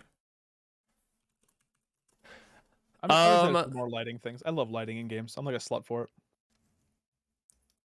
I have 3 more videos. Since we're on the lighting already, actually, wait. Oh no, I did already. Okay, never mind. 2 more videos. We kind of already watched this one. It was just this is a shorter version that I had pulled up. So we'll move on to instead of texturing and lighting and things like that, modeling, rendering, we're gonna move to characters. I don't know how much. Actually, we'll assume that you know nothing, chat. A while back, Unreal Engine announced MetaHuman. And what MetaHuman was... Actually, you know what? I could probably find the original MetaHuman announcement. Because I think having context for what it was and then seeing what they've done with it is scary and amazing. Yeah. Oh my God, what was that Drew Sun thumbnail? We don't have to worry about it. So this is what they showed off 2 years ago. This was their first where they were proud to announce MetaHuman. This is pretty vital for people making video games.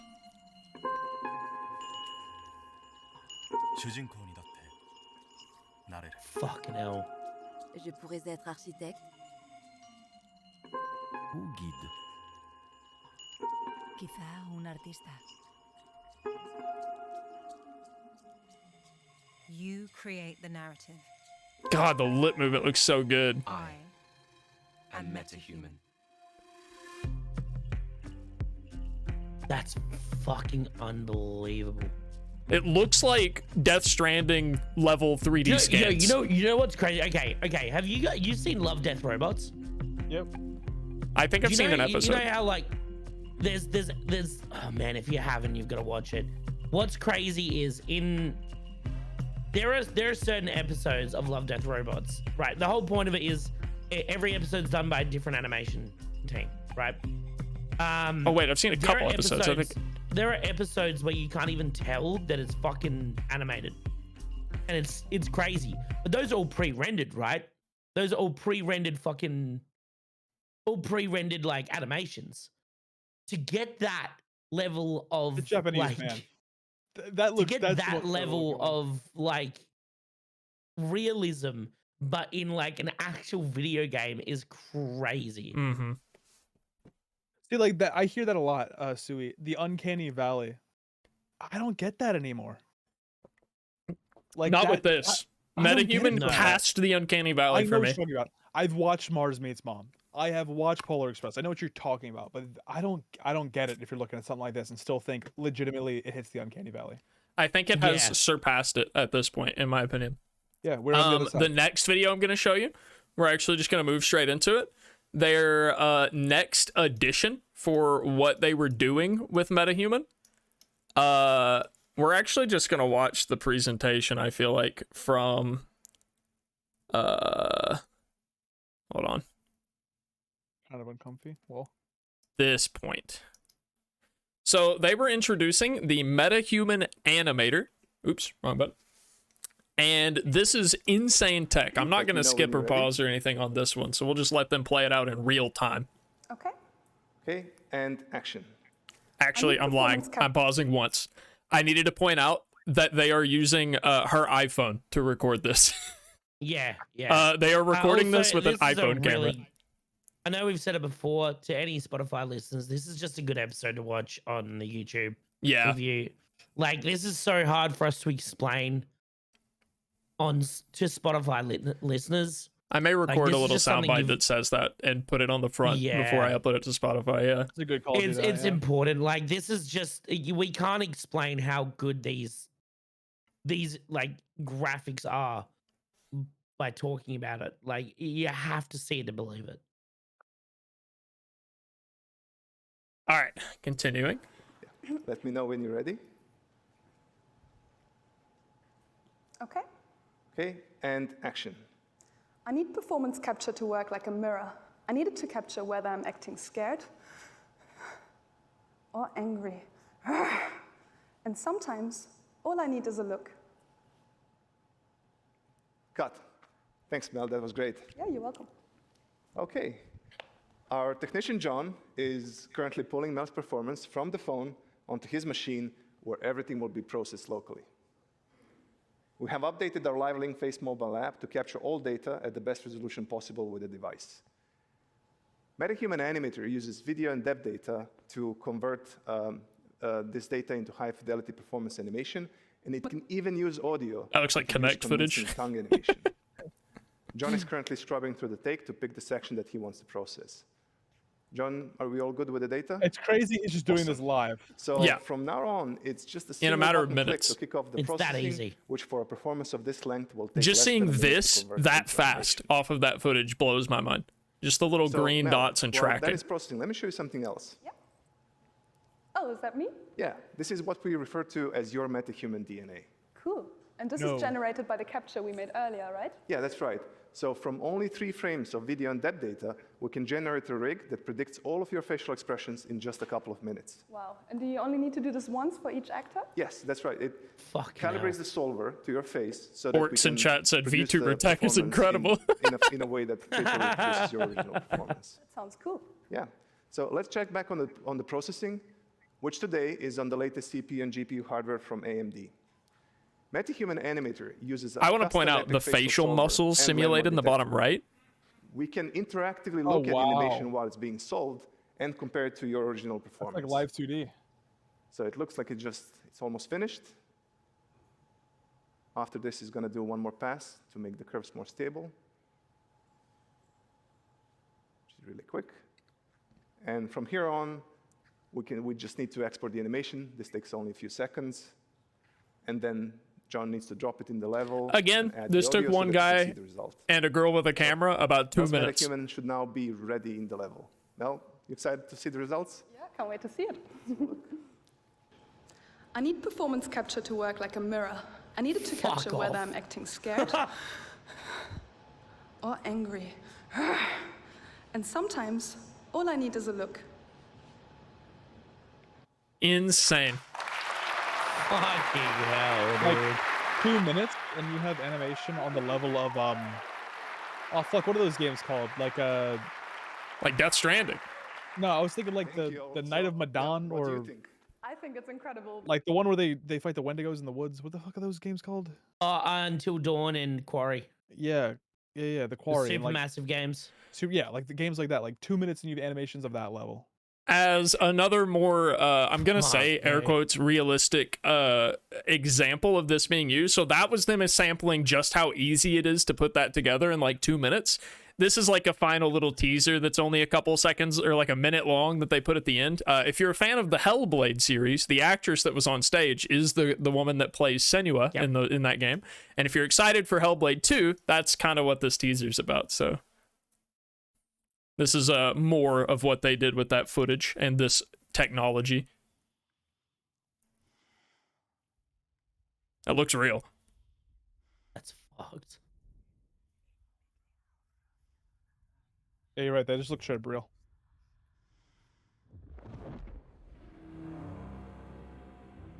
I see through your darkness now.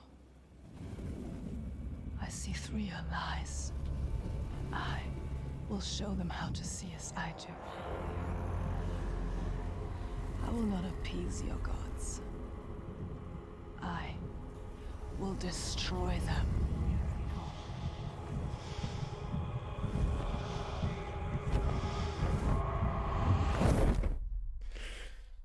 So yeah, Unreal Animator, or rather MetaHuman Animator, is kind of fucking insane. Like, I commented at the beginning of the stream, I'm going to double down on this again. I think that we're very close to the point in time where you know, Angie in chat's gonna turn her iPhone on and record a fucking cutscene for her game that she's working on in a few months. You know what I mean? Like, it's ridiculous, actually. So that one didn't hit uncanny for you? Okay, so it's that level of close. I think with the lighting effects and them actually doing something was probably better than them being like, lighting effects make a difference. I am a sample with a blank background. Yeah, it's always weird to me when, like, because I know that the camera is recorded from right here. Like, that's typically how it's done, because that's just the best place to record all the facial. But, like, I always feel like it's where they give the examples from that angle as well. Because, like, no camera's ever, like, right here, fucking staring at you. Fucking...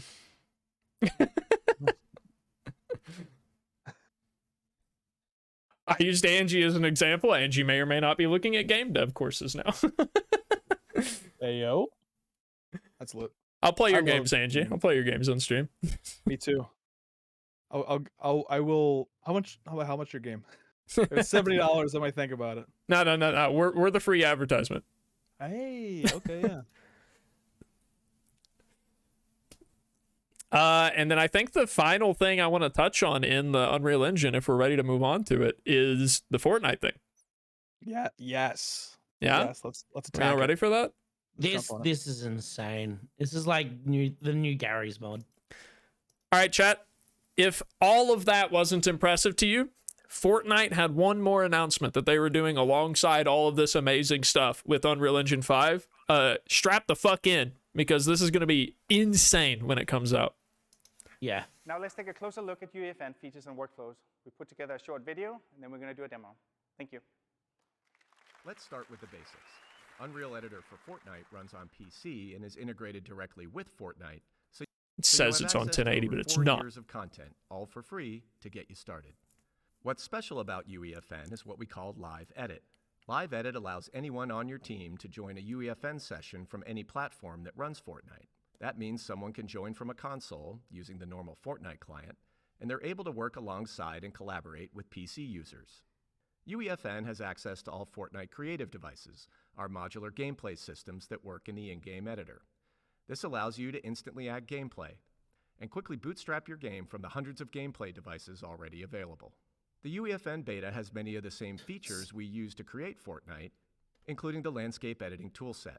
You can edit the landscape to change the look of your island, or make sweeping changes to create something completely new, and then quickly play it in-game to check out the results. While So you're even though editing you have it. access to tons of Fortnite content, with UEFN you can make content that looks nothing like Fortnite. This is a section from Forest Guardian, a tech demo built in UEFN that we are launching today. A big feature of UEFN is the ability to import your own custom assets. So we used a few 3D models, textures, and materials that we built just for the project. And all the lighting in the cave was made possible thanks to Lumen, our real-time global illumination system. You can Bro, also find more Roblox is on live content support, like bro. Quixel Megascans and Sketchfab models in our initial alpha Grab release of the Scratchnet Fab plugin for strolls. UEFN. All assets are curated and optimized for use in Fortnite, and the full version of Fab will launch later this year. You can also create and modify materials, so you can change the look and feel of objects easily. And you can import skeletal meshes, and then animate using Sequencer and Control Rig.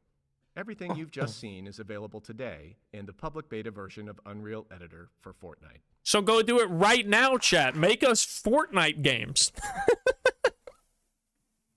Literally make your own video games in the Fortnite engine right now.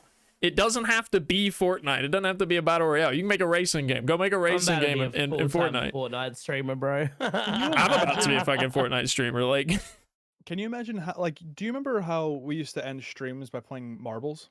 mm-hmm. Can you imagine ending streams by being like, okay, chat, which one of the games am I playing today to end stream? Like, which one of the Fortnite games in chat am I Tell gonna me and play? Debbie met. Yeah, Marbles? true. Actually, marbles. Yeah. Yeah. Is met during marbles? I rated Jamie Yeah. because someone suggested him after marbles, right? Oh, right. Yep. That's what you Yep. mean. Okay, that's what you mean. Yeah. Yeah, true. So here's what I imagine. Imagine that we start stream and we go, hey, chat, I didn't get any sleep last night. I stayed up for 16 hours, but I basically remade Jump King in Fortnite, and it's a publicly hosted server. So everyone come in, fuck with each other. First one to the top wins. Oh my god, there's gonna be a streamer out there who's incredible at making games, who's going to do something like that. He's going to be like the Hassan Abi of the UE Fortnite, because with the amount you can do in such little time, I'm so excited to see what the next year of game development looks like. Roblox sucks because the engine is basic. Fortnite is going to be Roblox on a good engine. Mm-hmm. Like, it's gonna feel good to play. It's gonna look good. Do you remember, like, everyone's been talking about how they miss Gary's mod? Mm-hmm. Well, it's back. Yep. Yeah. Enjoy. Gary's mod's back. Just kind of looks like Fortnite. You know, like, slightly off topic, but there's one game I feel like would take over the, like, literally take over the world if it was put in UE5, and I think that's VR chat. Yeah. I think VR chat would take over That's the world. what we're making. I think we'd have what's it called? Ready Player One. Ready Player One. I think that would be a thing tomorrow. If Well, it's so funny that you talk about that, right? Because there's two things that have existed in this world that people are afraid of right now. That was NFTs and AI. But Ready Player One, which is a world that everyone's already in love with, is NFTs and AI. A lot of it that's too. Literally, like, you know, the whole idea no of like fear. being able to buy something in a game and have genuine ownership over it. That's what an NFT is. That's just like, and I'm not like some NFT shill. I'm not like the fucking the crypto junk. We all know I you're just secretly recognize its really excited application. for NFTs, Jamie. It's Guys, okay. buy my new NFT project. We're gonna call it Drunk Penis Club. It's just different pictures of penises with funny hats on. so, If you're are not you already drunk subscribed, you're in late, the Chad. I'm penis club, subscribed or at the just I penis shit my club? pants tier. Yeah, true. Oh no, I'm already a premium member.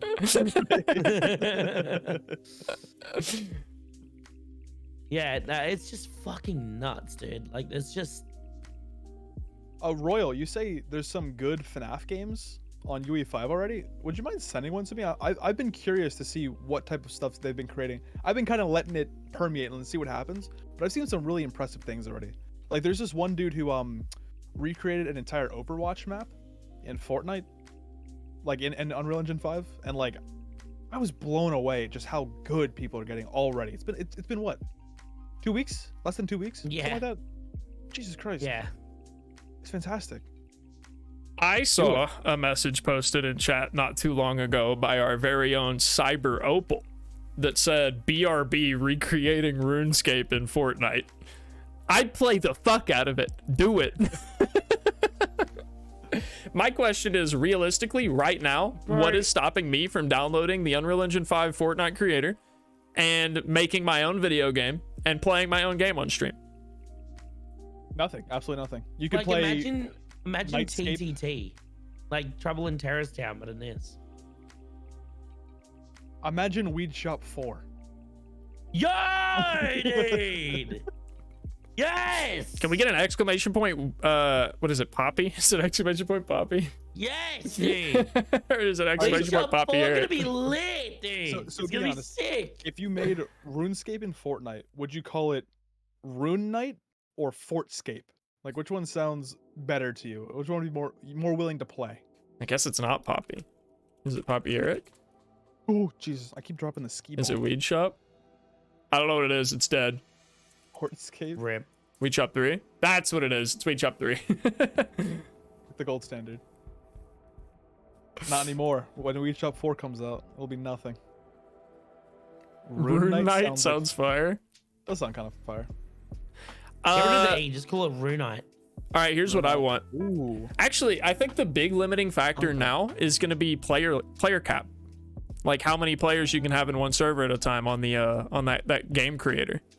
What's crazy to me is that you can have people in engine playing on your server while you're editing it. Like, imagine what games are going to be, what live games, like, I don't mean live service, I mean literally. Yeah, we're gonna have to live change games. the term live service. Yeah. Here's the thing, though, we're freaking out about that, but that's what Forge and Halo already was. True. It's just doing that on a way bigger scale and way higher quality. It's like, yeah. Like, imagine that you had 1,000 viewers and like you start up a server and you're like, okay, viewers like stand in places like you're trying to draw, like, you know, those camera shots that are from really high up and people like try to like draw a horse or whatever with like their bodies. Like, it's like, okay, people, like, walk in a formation, and like as they're walking you're like building around them, and then like they're kind of permeating like ants and sand just going throughout as you're building, and then like you build your game off of this naturally designed, like, there's so much cool shit you can do. When are we gonna get the Unreal Engine 5 Habbo Hotel? That's what I'm waiting for, bro. Fast. People really like those fucking social hangout places. There are gonna be social hangout places in VR chat, or sorry, not VR chat. In this Fortnite Unreal Engine creator. Fast. Yeah. God, what Cyber Opal just said again, Left 4 Dead, but with an actual person spawning the zombies instead of AI. That sounds incredible. Yes. I have wanted, oh God, what game was it? Phasmophobia. Ever since I played Phasmophobia for the first time, I've been begging for a game mode where there's a 5th player that's the ghost.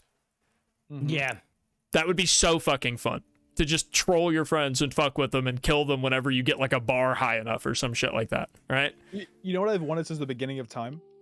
Like a Trine style labyrinth, or like a top-down labyrinth where there's 1 to 4 people playing the labyrinth, and then a labyrinth master that changes like what things are sent, how the labyrinth moves, what walls come up and go down, what traps are where. Sort of like Orcs Must Die, I think it's called, or whatever. But like you control the dungeon the whole time. There's so much live shit I can imagine is going to come out of this, just because of that. So fucking you sick. being able to edit it while people are in there. That's the amount of times I've been working in Unity where I wish I could do that. Literally, I would buy another laptop for some problems I've had in Unity just so I can be there while it's happening, so I don't have to re-render it every single time. And it's just live. It's insane. Liz said the word. Oh no. Oh, I thought she said Sonic. Nah, Dead by Daylight. Dead by Daylight just has the little please ban me chat bubble in chat.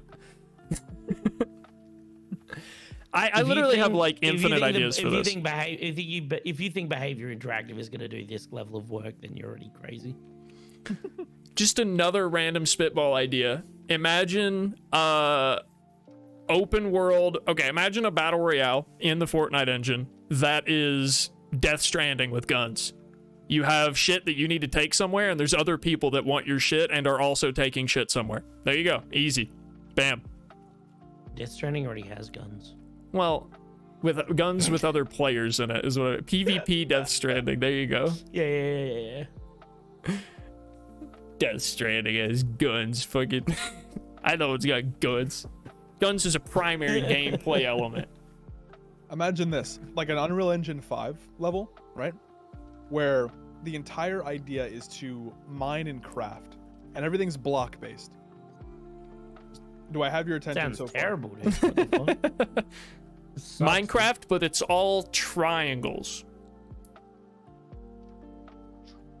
That I can't even, like, you know in like the 80s how like they couldn't even fathom the idea of having like a computer which used to take up a room is now in your pocket, and it has access to the entire world with all the information you'd ever need. Right? They couldn't even fathom that back then. Imagine the shit that we can't even fathom. Like things that are so out of the realm of anything that we could expect. Like it's just nuts. Well, like there's probably shit in development that we can't even think of. The thing is, there are some videos of like back in the day, like someone from the 60s being like, and then after work they'd come home to their home computer, which is small enough to fit on a desk. You know, like back then computers took whole rooms, so like fitting on a desk would be amazing. And so they would imagine things smaller, but they're not imagining enough. Like what you're saying is like they can't imagine it. They're not like thinking far enough. Like what? Again, bouncing off what you said, what are we not thinking enough about? Like what are we thinking? Yeah. Wow, there's a lot of capabilities there, but what like I'm saying? Like how far can we go with that? I think it's the implementation of AI. Like imagine a procedurally, like, okay, imagine you get Elder Scrolls 6, right? You and your homie loaded up at the same time, except it's procedurally generated, and all of the AI in the game is actually AI, right? And that AI reacts to the way things happen in your game. So like you go to the village 5 miles down the road and you massacre the town, and now everybody that sends ripples, right? Like, you know, that now letters being passed around to watch out for this like awful person who's murdered a whole town. But then there are some towns that are like, yeah, fuck that town, we'll hail this guy as a hero, and like the AI can like ripple that throughout the world. And like I was literally talking the other day about something similar to this, where you know how there's games you play the story of, like Skyrim, Witcher, like you play the story, and then there's games where people make the stories, like Rust, DayZ, like Minecraft, DayZ, where the entire community of storylines and things that happen are carried by people making the stories. That's how I feel AI is going to be implemented. Yeah, when it comes that's what I was thinking. Is like there was some really cool stories that came out of DayZ, right? Oh my like, god, Rust like, and DayZ and all those. Do you remember? Did you ever hear about the Black Widow of DayZ? Mm-hmm. Yeah. It was like a group of people got their one of their girlfriends to hop onto the microphone and pretend to be like a lost player that doesn't know what she's doing, and then people would go in to help her, and then they would all jump out and fucking rob them. Right? Shit like that is stories, dude. Like creating stories, but then those stories literally existing in the world. Like that's just, and like I don't know if you guys ever watched, like way back in the day, like Jack Frag, Soviet Womble, Frankie on PC. Oh and my, yeah, Frank, dude, I miss Frankie, bro. I miss him. But like, I wish like he those would come back guys and be what he was. Defined gaming storytelling YouTube. And Yeah, like they really did. Yogg's cast with my, like, I'm just so excited to see what people are capable of with AI. AI generated NPCs, I guess is a better way to say it. True AI NPCs. Yeah. Like, Oh my imagine God. if you Like, committed add like true to stuff that like. Dude, like, it's okay, scary. okay. Think about this, right? You guys remember when Fable was being made? You might be too young for it, Harry. But I remember guy Fable called 3. Peter Molyneux, who made Fable, talked about how like you could carve your name into a tree, come back a year later, and that tree would be grown up, and your name would still be carved into it. You know, you could shoot an apple off the tree, the apple would fall down, eventually deteriorate, and the seeds would like grow into new trees. Or you could kill a child's family. That child would grow up to become a bounty hunter to hunt you down.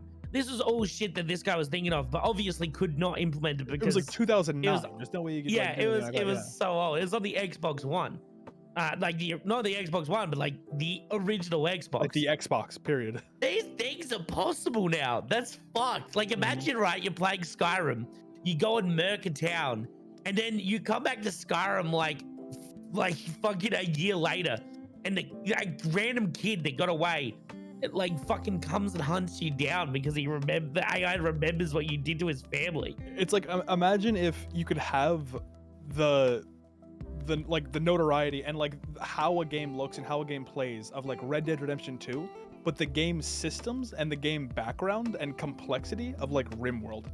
And that's essentially like what we're working towards now. It's fucking crazy, dude. So really quickly, think of. Not to derail us, earlier I promised that we would circle back and touch on a specific question that chat had. I'm not too sure how many people want the description of this, but just in case you've never gotten it, do any of you feel like you might be more confident than me in explaining the concept of what frames per second is? Like, what is 60 FPS to someone who just doesn't really understand what that means? It's how many still images, right? So a frame is a still image, right? And everything that you witness, even through your eyes, you're witnessing the world through your brain taking multiple pictures at a time.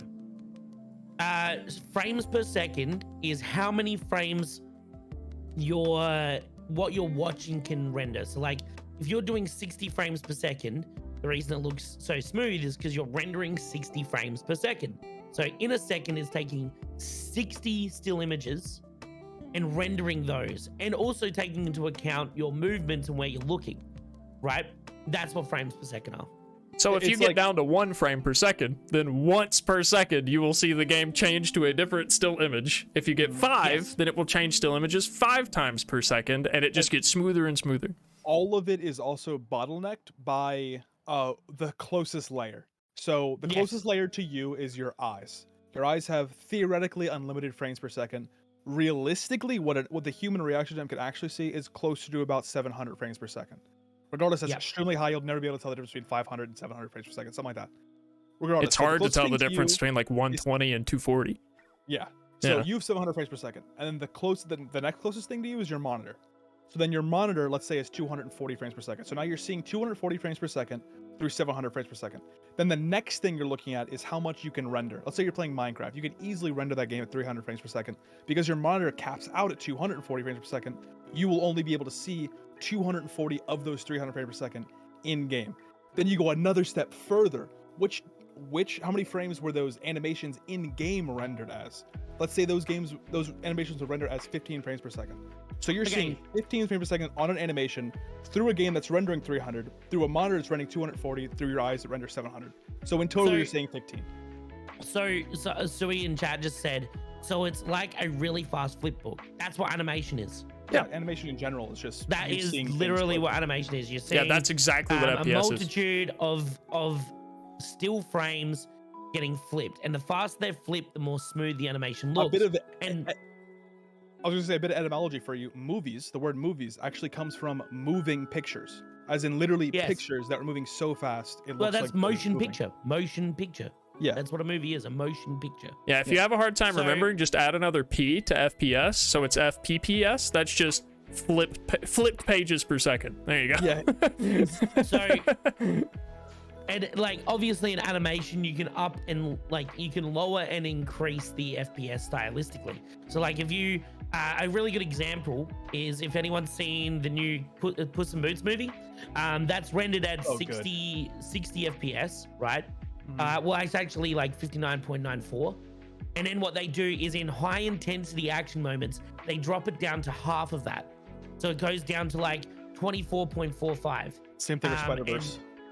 Yeah, Spider-Verse's whole movie's rendered in that lower frame rate. But in Puss in Boots, they only render action sequences. What it does is adds intensity, right? It makes it feel like everything's moving faster. With video games, you want as many as you can have because it makes it the smoothest, most realistic feeling. You will literally see things happen milliseconds sooner on a faster refresh rate or more FPS than you would otherwise. So you have a better reaction time. As long as you're rendering those frames above what your monitor is capable of, that will always be true, yeah. So that's why having the highest resolution monitor is very important for when you're playing first-person shooter games, because it means you can literally react faster than other players. Highest refresh rate, not resolution. It's also... refresh rate, sorry. It's also why it's smarter to render your computer or render the game at a higher frame rate than even you're capable. Let's say you can't really afford a really nice monitor, so you have like an 80 FPS monitor or like a 60 hertz monitor. It can only do 60 FPS. It'll always be smarter to lower your graphics if you're going for the competitive advantage and have a higher frame rate, because there's literally more frames for you to be able to click. Let's say something's far enough away that let's say it's right here in the middle, and one frame is here, like this is your crosshair. One frame is here, and the next frame is here, and you clicked in between those shots, you would have missed your shot.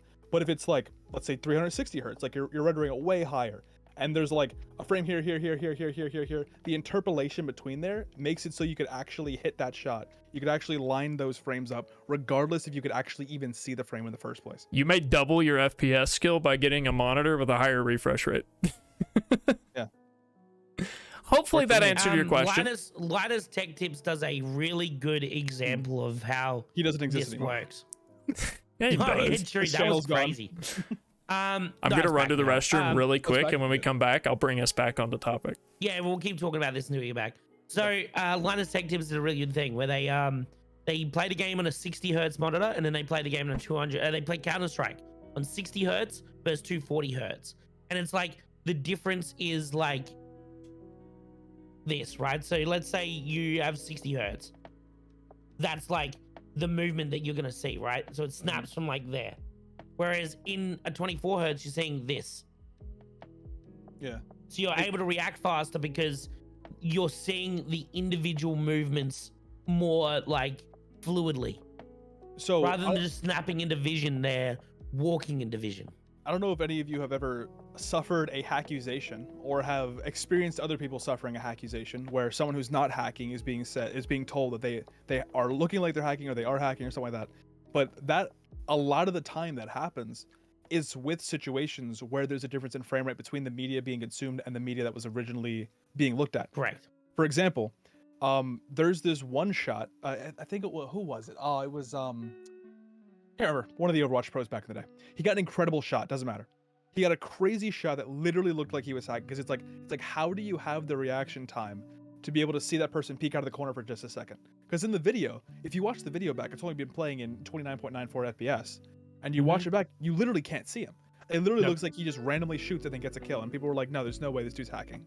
But then you realize that he had the original footage that he was recording in 60 FPS, and you could see it in the 60 FPS version, even though he was playing the game at 240 hertz. So it probably felt like, with gamer reaction time when you're really in the zone, it probably felt like he peeked out of that corner for like a full second. He had all the time in the world to click the button, but on video it looked like he didn't exist at all, just because of the disparity in frame rates there. Yeah. More information is always better. Simply put. Yeah, that's exactly it, right? Okay, so I had something else I wanted to contribute to the conversation before, but didn't want to neglect my promise on returning to answer that question. Hopefully we answered that pretty thoroughly, and hopefully we didn't over-explain it and confuse people more.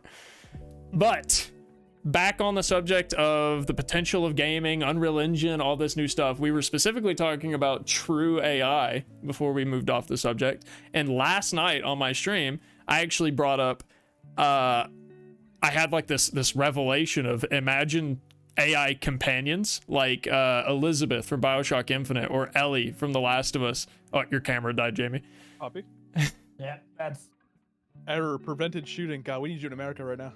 But yeah, imagine having these like already incredible companions from gaming, but made into like true AI that would contextually react to all these situations as a real character and essentially form a story around your game, as opposed to them being like, okay, maybe those were bad examples because those characters are very integral to your game. I think someone else brought up the example of Lydia from Skyrim. I feel like the companions in Skyrim were just walking inventories that fought sometimes. So imagine them becoming a vital part of your story because they went on all these adventures with you and now have all this shit that they know about you and all this stuff they can talk about and adventures of their own that they might generate along the way. And like D&D almost? Where it'd be like D&D. That's really crazy, actually. Like an AI DM would be crazy. Yeah, nuts. Imagine Divinity 2 with an AI DM. Oh my god. That would be procedural Divinity 2 with an AI DM. Oh my, that would be unlimited content. You'd be able to play the game literally forever until the end of time. Yeah. And it would make up abilities as you go and upgrades. Oh, that's the future I want to live in. That's the future we're not very far away from either. We're not very far away. Yeah. Dang. We were also talking about the Dragon's Dogma NPCs. Yeah, I was saying, have you guys played Dragon's Dogma? No, but I want to. Yeah, I've tried to like 3 or 4 times. The game feels very dated, but their systems in that game are so cool and interesting. I'm very, very intrigued to, like, I want to get deeper into it, but I haven't been able to sit down with it for more than like an hour or 2. I'm spoiled. I like the modern prosperity in games. Like, I like playing things like Half-Life because it feels like a modern game. Mm-hmm. You go back and you play a game even from like 2008. And it's just, there's so much quality of life you don't recognize as in current games. That's crazy. Yo, Cyber just brought up a proper AI Nemesis system. It's such a shame that Nemesis' system has been locked behind Warner Brothers' greed. But imagine the power. Can you explain the Nemesis system to someone who's never played that game? So the Nemesis system that exists in it exists primarily, well, no, it exists entirely within the Lord of the Rings, Shadow of War, and Shadow of Mordor games, right? So essentially what it is you have an entire army that's controlled by the computer, by the game. And you can defeat enemies in that army, right? So let's say you defeat a high-ranking general. Now you can either shame them and keep them alive, or you can control them, or you can kill them. And depending on what you do, that changes the entire system. Someone else has to fill that general spot now. So you can basically like harass. Let's say you find like the highest ranking general in their army. You could basically just continue to find that guy over and over and over and harass him until he's just this low ranking member. Or if he kills you, he's going to rank up through the army and instead he'll become more powerful. But the AI remembers who you are, and some of them will hunt you down, some of them will fear you in the future. It all depends on the character's personality. An actual proper AI system of that would be absolutely nuts. Like imagine like you defeat an orc, but you don't manage to kill him. And then he remembers your tactics that you used in battle. Like he doesn't just remember you, he remembers the way that you fought and now adjusts his like settings and the way his AI works to properly accommodate the way you fought last time. Like last time you got a sneak attack on him. So this time he's way out in the open with nowhere for you to sneak up on him. Like yeah, or he recognizes that your play style, right? You rely very heavily on like parrying or like getting jumping over him or like stuff like that. Like he's going to adapt very heavily to not just how you beat him, but how you actually fought him, and it will learn that in real time. That's mind-blowing. And then you can have difficulty settings. So let's say you have a very high ranking officer who has a very high difficulty, right? Instead of just learning from when you beat him, he actually learns in the fight how you fight. He recognizes your patterns. Dude, it's just crazy. You as a player would have to continually learn to adapt to your enemies. So that's so fucking if the cool, Nemesis system, since it's behind copyright and because it can't be used, if it learns off of the player, it inherently has its own system in place, right? So could you get around? It has its own system, like for sure, to learn from the player. So would using AI circumnavigate that? Like, would you be able to get around the copyright just because it's using AI and not the Nemesis system itself? I don't know enough about it. I think the Nemesis system primarily is about how the army is generated and how characters fill up ranks and move up and down ranks. Yeah, we'd have to see the specific wording of the copyright and everything. Of the contract. Yeah, that's something we'll never see, unfortunately. But it's just the idea of it is really cool. This is one of the things where like copyright laws need to change. They really need to change, because this is what we're talking about with AI, how like the world is actually advancing faster than we could create laws for them. Mm-hmm. I don't want to breeze past Liz's question, so start thinking about it, which was what game are you most excited for in 2023? But before I address that and ask for your answers, for some reason during this whole conversation, I started thinking about Ben Drowned, the creepypasta, and am wondering how long it will be before someone makes an AI creepypasta game that knows your name because of your computer files, similar to, I won't say other names for spoiler reasons, but some other games that already kind of use your system files against you.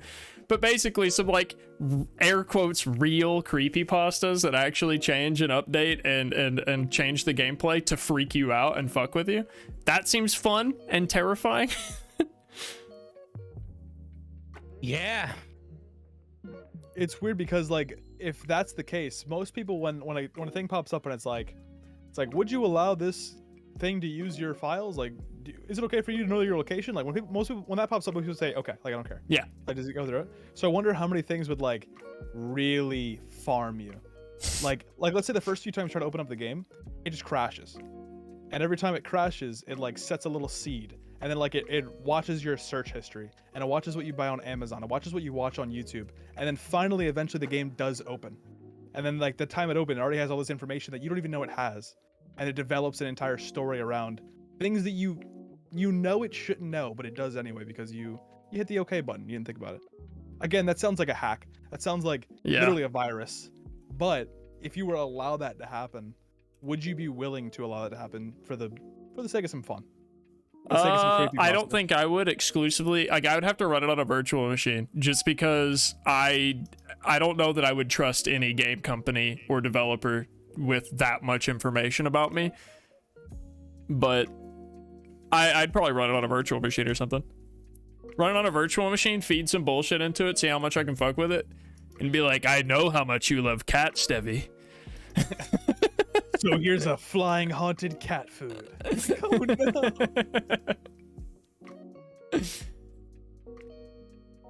Create a game straight from the mind. I mean, yeah. I mean, you can. There's already AI. I mean, we showed it last week or last session. There's already AI made games entirely. So soon we'll make an AI that'll make AI games, and it'll be fine.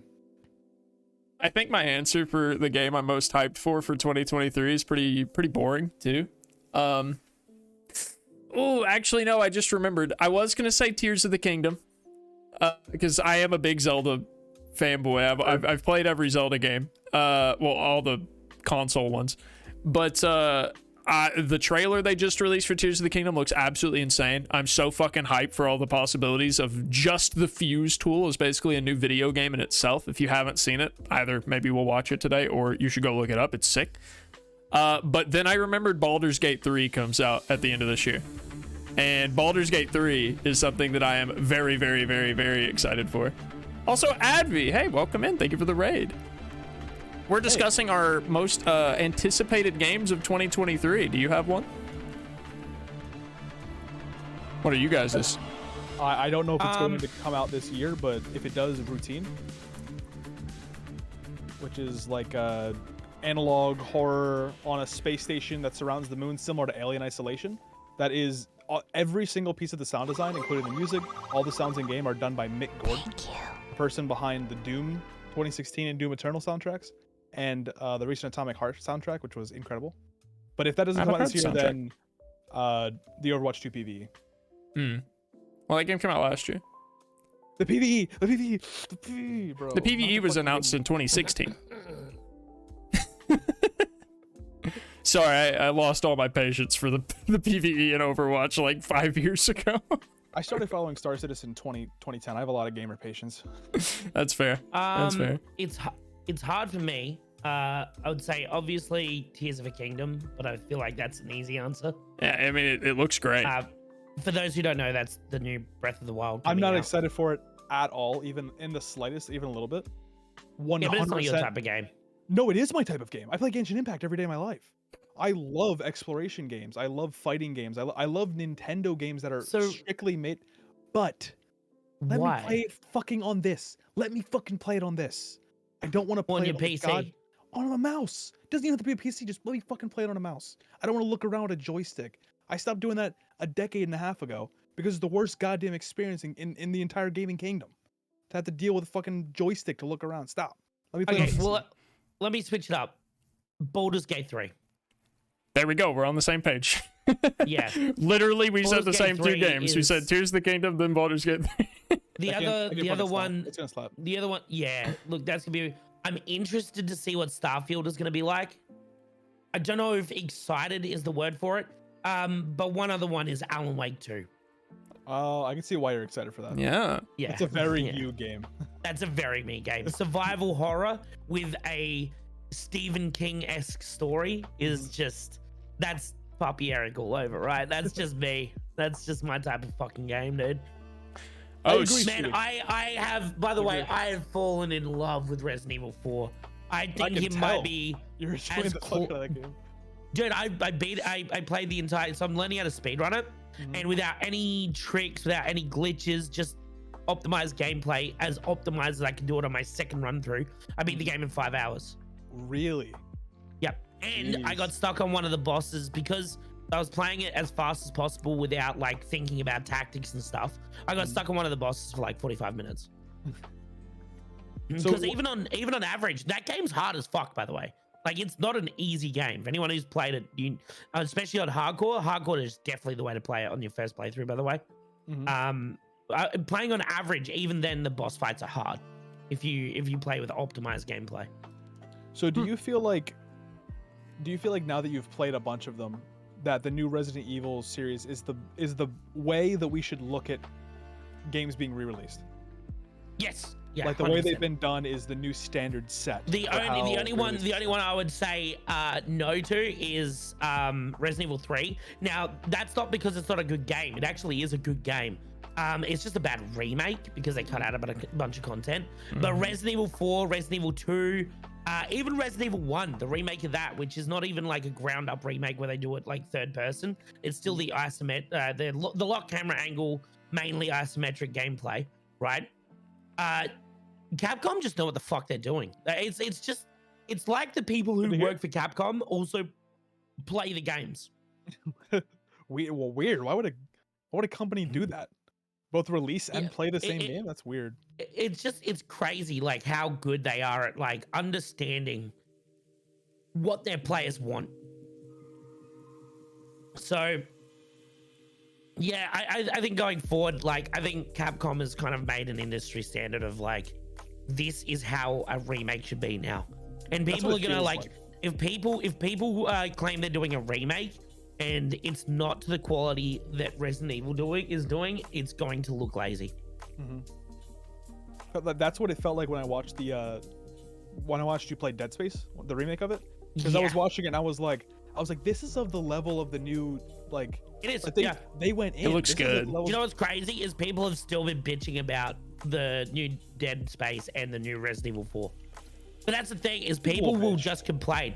I was about to say, it's exactly it. People will just complain about anything. I don't think anyone is truly looking to be satisfied anymore because we've popularized hot takes. Right? The mega hot take. And true. We've popularized hot takes, which is like, which is when everyone says something is good, there's gonna be that one motherfucker who says, nah, it's not good, and everyone's like, oh, he's going against the grain, he must be right. And so he gets a bunch of Twitter likes. Hate baiting, that has existed since what, the fucking Onion? Like that has existed forever. but now you can get financial gain out of it. Yeah, so it's gonna be even more popular than ever. So stupid people with stupid opinions are gonna be seen more. And it's not because they believe those opinions, it's just because you can use that to make money. I mean, that's why you see fuckwits like Andrew Tate and fucking Sneeko and shit. Like they've learned how to popularize stupid opinions. But yeah, like Resident Evil 4 is probably Resident Evil 4, the original, was already a fucking extremely good game. And I know a lot of people, my homeboy Fox plays, right? Fox was talking to me when Resident Evil 4 got announced, and he was worried because it's like, how do you take a game that was already near perfect and remake it to be better? And yesterday Fox streamed it for like 5 hours and he got through the second chapter. And it's not because it's a long game, it's just because there's so much to do and you want to spend so much time just fucking enjoying it. It's just it's the way to go. Like Resident Evil just knows what the fuck, Capcom just knows what the fuck they're doing, to be honest. I feel like I speak for everybody when I say that the Final Fantasy VII remake was the golden standard for remakes. Man, all the Final Fantasy fans seem to really like that, so I think we should keep doing stuff like that. What's crazy is there were so many people that did like it. I don't understand it to this day. I liked when they put Skyrim on the Alexa. That was my favorite remix. Honestly, I almost brought that up, Andy. You know, I'll go on a 50-hour rant about fucking Final Fantasy VII remake. I just don't understand why you have to touch the story. Like, if you, it does, dude. That's the thing that fucking annoys me. Is the game itself, like the actual game itself, is better than Final Fantasy 1, the original one, the original Final Fantasy 7, right? The actual game itself. I just don't understand why they had to fucking change all the story and stuff. And it doesn't make any sense. Like, just remake the game. Why reimagine it? That's what the 7 was for, DM, for all 7 people that liked the remake. Well, yeah, but like you say that, but it's like widely regarded as like, a lot of people say it's like the best thing ever. But I just don't get it. I don't think I'll ever get it. A bunch of the bigger game companies are recognizing that the games they made back in the day were really good. So they should just modernize them. And they hit gold then, so why can't they hit gold again? You see this everywhere. You see, it's happening with Dead Space, it's happening with Resident Evil, it's happening with the Call of Duties. They're literally re-releasing a bunch of games that we loved in our childhood. Do you think that it would be intelligent for a bunch of other companies, like let's say Rockstar remaking San Andreas or something like that. Do you think that that would be a smart way to go forward with game development and like minding what they already have that's guaranteed to be good, or do you think that we should kind of slow down on that and work for, you know, new IPs? I think we're in a transitionary period, and transitionary periods are perfect for remakes. Yep. Right?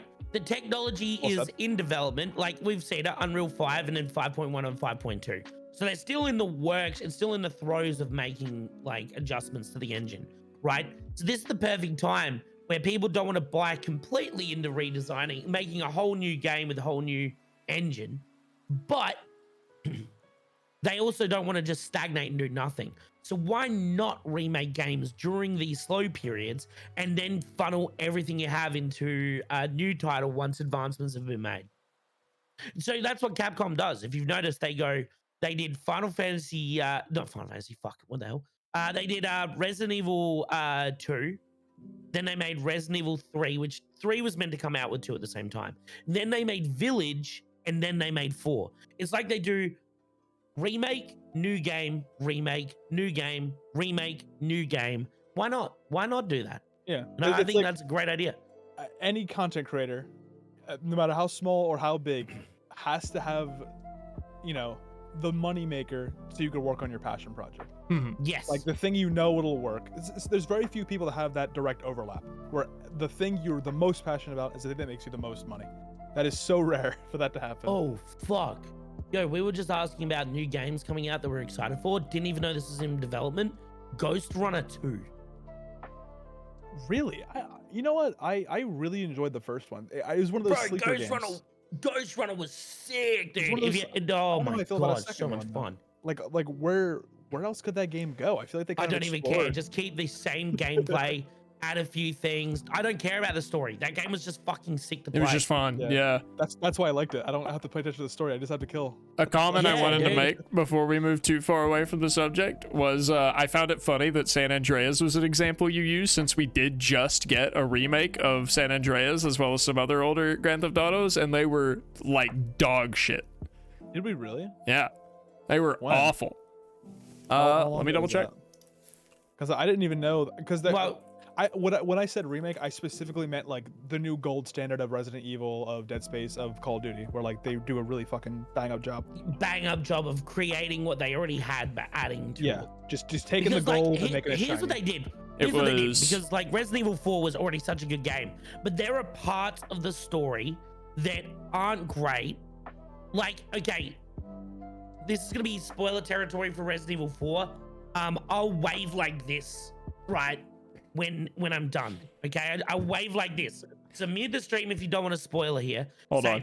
Spotify users, we'll put like a beep in there or something. I don't know. Resident Evil 4 is 18 years old. I don't think you need to do a spoiler warning. I think we're fine. It's an adult. No. But there's the thing is there's story changes in Resident Evil 4. It's not really a story change, but what they do is they change the way that things happen. Right? So Resident Evil 4, Lewis dies. I'm sorry to anyone who hasn't played. Rip Baldy. But he eventually carks it, right? Unfortunate. They change how he dies in the remake to be way more meaningful, because in the original, his death was a huge joke. It was literally a meme. It's so silly. In the remake, they give him more screen time. They let you get to know him better, and then they kill him. And it's a way better death. It has more meaning. And then they give you, after his death, they give you more information about who Lewis actually was. And it makes you kind of feel bad for the character, because you realize, oh, fuck, this guy was actually a pretty good guy. Like, he was actually making like relevant changes to the world.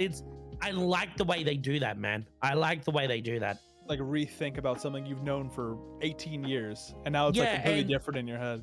Yeah, and they've made parts of the game better. Then they've changed certain parts that like dragged on for way too long and were boring. They shortened those down. They gave more room for the good parts of the game. And the story is the same. It's the same story. It's just the shit parts are smaller and the good parts are longer. That's like, I really, it does sound like they're hitting the gold standard and what a remake should be. Yeah, that excites me. they're nailing it. And That's to what I mean by answer- it feels like they play their own games. Your question from earlier, we got that Grand Theft Auto remake and re-release in 2021, and it contained Grand Theft Auto 3, Grand Theft Auto Vice City, and Grand Theft Auto San Andreas. Yeah, that was like a bad one. If they literally just released the same games, I don't really count that. Is it like literally the same? Like they just like updated They it? didn't even. So no, they didn't even update it. So what they did is they basically just applied. It looks shit. So if you look it up, it actually looks terrible. What they did is they basically just applied new layers and new textures onto everything. But they didn't take into account how those textures would look during certain animations and scenes. So it's like at one point, like a person will turn their head and their head will just go through their shoulder. Oh. Their hands look like giant clown hands because they didn't take into account how the hands looked So originally. it was like They just super slapped new- ghetto. Like they just kind of like threw It off to a third party was- and they It called it a is day. Yeah, terrible. they hired an outside company to do it. They did technically remake a lot of it, but yeah, all the shit that they added wasn't great. It came out pretty bad. If you want to know exactly how bad, actually, no way here. I'll put a link want in like chat a- for people who are interested. I want like what's happening to like Resident Evil and Dead Space shit. I want that to happen to like San Andreas, like kids for like games from my childhood. I'm getting to that age. They won't do that. Take-Two won't do that because they don't believe there's enough money in it. Yeah. That It's that's funny how that's the wrong they problem. are too about that. Oh, they're crazily wrong. It's so frustrating because these guys in suits are making the decisions that don't even care about video games. I mean, fuck, even adding like San Andreas as a DLC to GTA 5 would make Bro, tons of money. I would pay. Look at the stream there, man. $150. I'd pay $150 for a ground-up remake of GTA San Andreas. That is that's rough. Like that's what annoys me is like I would pay twice the amount of money. I don't care. I would pay that money to get a ground-up remake of that game. Yep. A fat 0.6. Yeah, that says point. Is that out of 10 or 100? It's out of 10. The one on the left, the critic review, that one's out of 100. The one on the right's out of 10. It's on a scale of 1 to 10. So not even a 1. Where's this? This is for the Grand Theft Auto trilogy. It's on stream. I like how Take-Two couldn't even pay critics to give it a fake good review. Yeah, right? No, it's really bad. God damn. Yeah. They just didn't care. It was like they gave it to a uni student and the uni student forgot about it until last minute. Oops. Yeah. What that was like it was essentially like that was like the fucking season 8 of Game of Thrones is what they did. Like that was Which I just finished and don't see why everyone's that upset. I don't get it. I fucking love the ending of Game of Thrones. It makes sense. Everything that I wanted to happen happened. The people I wanted to die died. The people I wanted to survive survived. I don't think that I loved it, but I didn't hate it as much. Everyone memes about it so there's much. a whole other discussion, bro. What the fuck? Like they had like 6 seasons of character development for Jaime Lannister, and after all of the shit he did, he goes, "Oh, I didn't even care about these filthy, disgusting peasants anyway." I agree. Then why Pros did you and cons. kill the Mad King to begin with?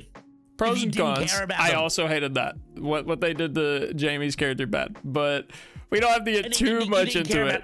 I You didn't care will about the say, characters teleporting and shit. Just real quick, Anyway. Aravan, did you binge it or did you watch it episode by episode as it was released? I watched over the course of 2 months. So I guess Jamie, it's a binge. what about you? It's like a binge. I have first binged up to season 6, and then I watched it episode by episode. I think that's the difference. I think if you binge all of it in like a relatively short period of time, everything kind of makes sense and is fine. But if you had months and weeks and years of like seeing all these things built up and you've had a lot of time to think about it and process it, and by the time you get to the end, you're like, well, this didn't pay off. I think that's the big difference is like you're expecting a bigger payoff and you watched it stream, over. I'll show you some videos. All right. Sure. And that might explain it more clearly because I feel like. So this is going to sound condescending and I really don't mean it to be. But like the way that I look at TV in theater is probably different to the way that you look at TV in theater, right, Devi? Sure. Like yeah. I'm a massive fan of the media. Yeah. Of the When it comes to games, I think we're pretty similar. But when it comes to like movies and shows, I'm very bare bones. Did it entertain me? Yes, no. Okay, cool. You might not have paid attention to those smaller details, right? But when you pay attention to those smaller details, they really add up, and it's just fucking ridiculous. Anyway, that's a huge tangent that I could go on for years. Hold on, but I have an idea of where this tangent can come back into this. Can we think of any games that kind of did what Game of Thrones did as far as all the memes and public opinion is concerned? Is there a game that like started out, or even a franchise, a series that started out fucking incredible and then just dropped it at the end? Oh, actually, I've got a good one. Mass Effect is what came to my mind. Oh, Andromeda. Yes. Mass Effect's Mass Effect's a good one, but not even 3. Andromeda. Mass Effect 3. Yeah, Mass Effect 3's ending was so bad that they had to make DLC to change it so that people wouldn't be as upset. I've actually got a good one, and this actually wraps around what we were talking about, which was Resident Evil. So, Resident Evil 1, 2, 3, 4, right? A fucking banger game. I'm pinning that one because of who said it. Even the originals were banger games, right? And then they released so 4 came out and it was more actiony than the originals, right? It's a much more action oriented game. It's third person shooter. It's still got the tank controls, but it's much more like engaging. And that got like raving reviews. Like some people didn't like it because it was a deviation from the original like feeling. But then there was a majority of people loved it because it was such a cool, like immersive way of doing a Resident Evil game. Then Capcom misunderstood what people actually liked about Resident Evil 4 and went all in on the action. There was no horror anymore. It was just action. It's like an 80s action movie. Dude, it's so bad. Like all the map designs are dog shit. Chris Redfield's answer to everything is punching it. Yeah, but RE6 is really funny. Yeah, and RE6 is like this even further step into it, where it's like they were just lost. They didn't know what they're like. Oh, people didn't like the action this time around. What the fuck do we do?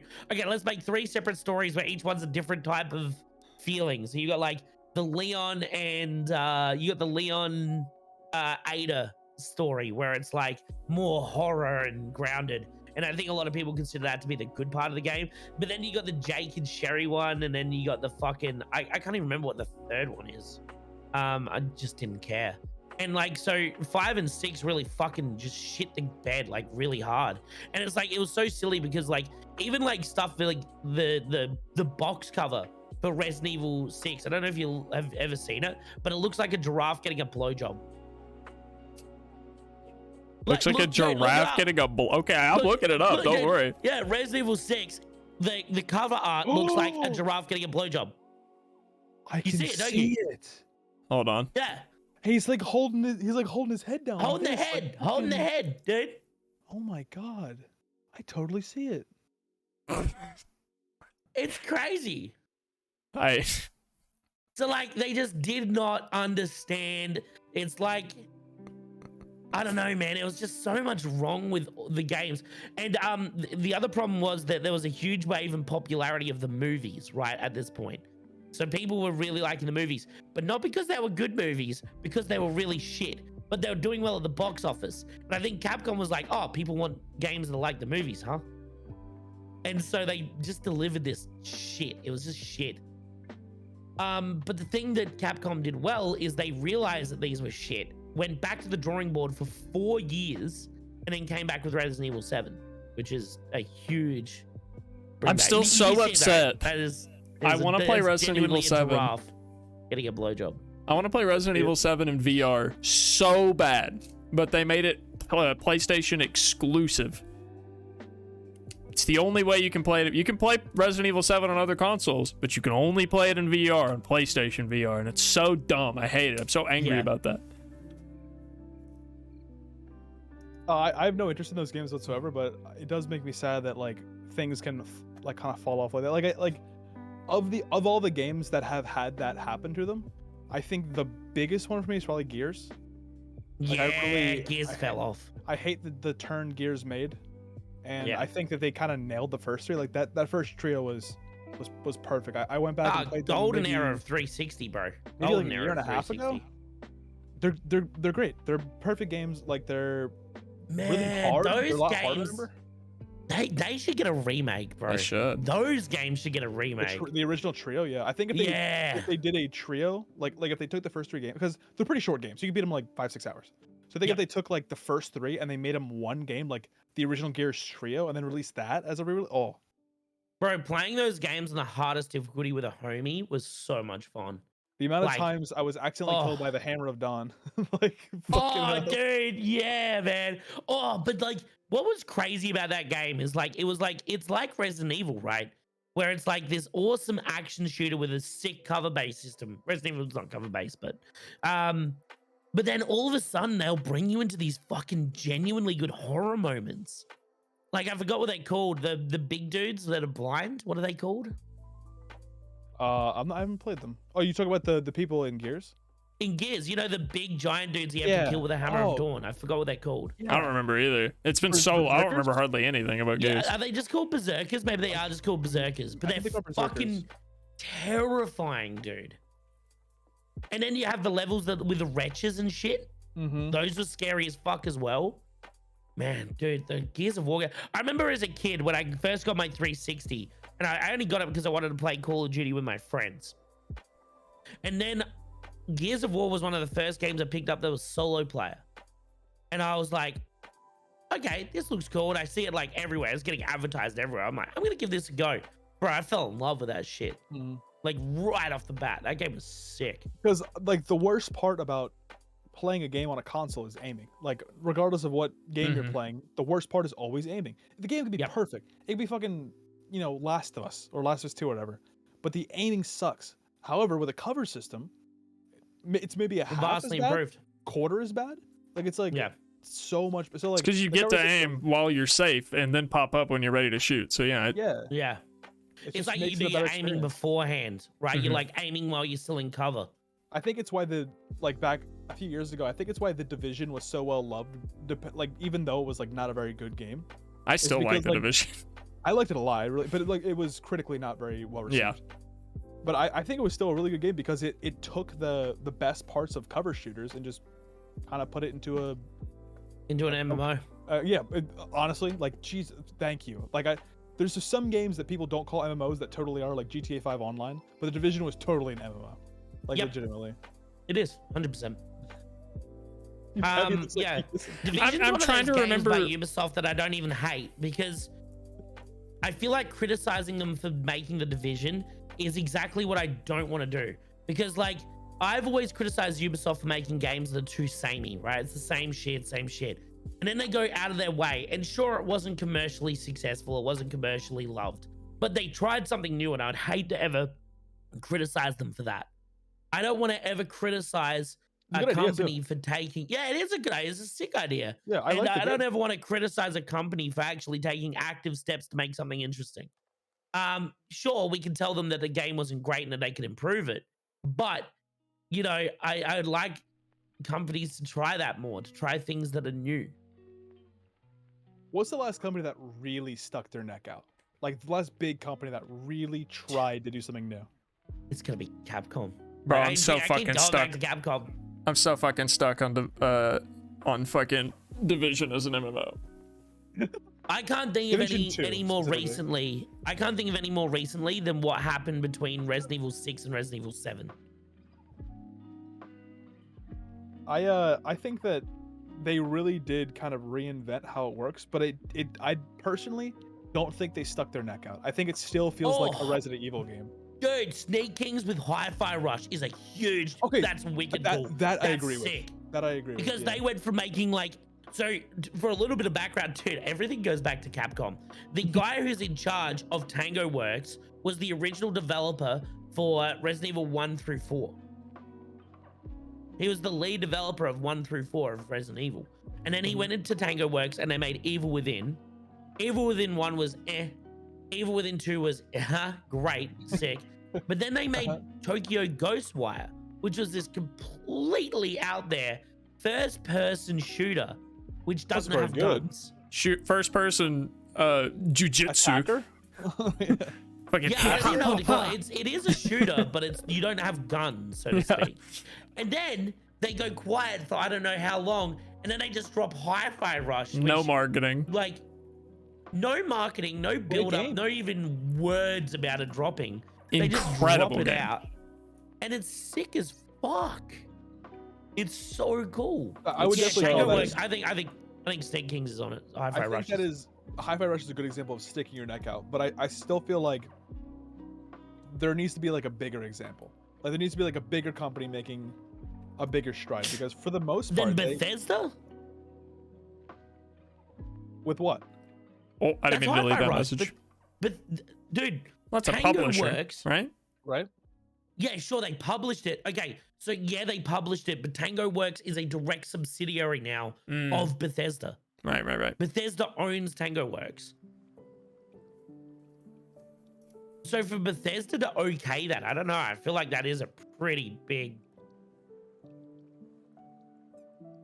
I just had a really weird interaction where Sui took a picture of them eating Nutella on a spoon in front of me eating peanut butter in a spoon, and then I sent a picture back to them of me eating peanut butter in a spoon, of them eating Nutella on a spoon, of me eating peanut butter in a spoon. Did you call it Nutella? How do you say it? Nutella, because that's what it is. It's nuts. It's made of nuts. It's made of hazelnuts. I believe we do call it Nutella here. It's called Nutella. Really? Here, Yeah. So you say, what do you say, Nutella? Nutella. Nutella. Nutella makes more sense, but I feel like most people here will call it Nutella. What didn't send? Oh, never mind. Advy's got the answer. Officially wrong. Is it actually called Nutella? What does officially mean? What does officially wrong mean? Oh wow. The website does say it's pronounced I don't know a Nutella. single person. I don't know a single person in Australia that calls it Nutella. Well, you fuckers also say like aluminium and shit. So Yeah, you also call McDonald's Macca's, and I think you've left out a few syllables there. So I think you really fucked that one up.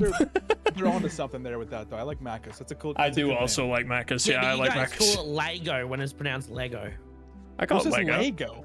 I say Lego. Sorry, other way around.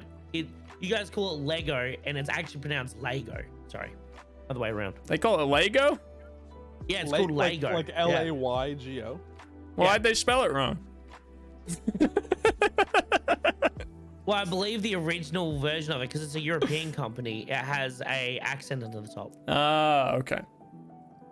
But due to Western marketing, they dropped it. But the actual name is Lego. Go fuck yourself with the way he pronounced aluminium. You're the only country that doesn't do that. Yeah, true. That's like going, that's like you guys going, oh, you guys use Celsius. That's weird. It's like America. You're the only ones that use freedom units.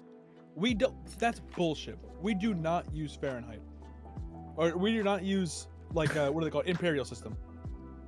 But you do use Fahrenheit. But everything we have is based on metric. Everything is based off metric. Yeah, which is why I don't understand why it's not taught in your schools. It is taught in our schools.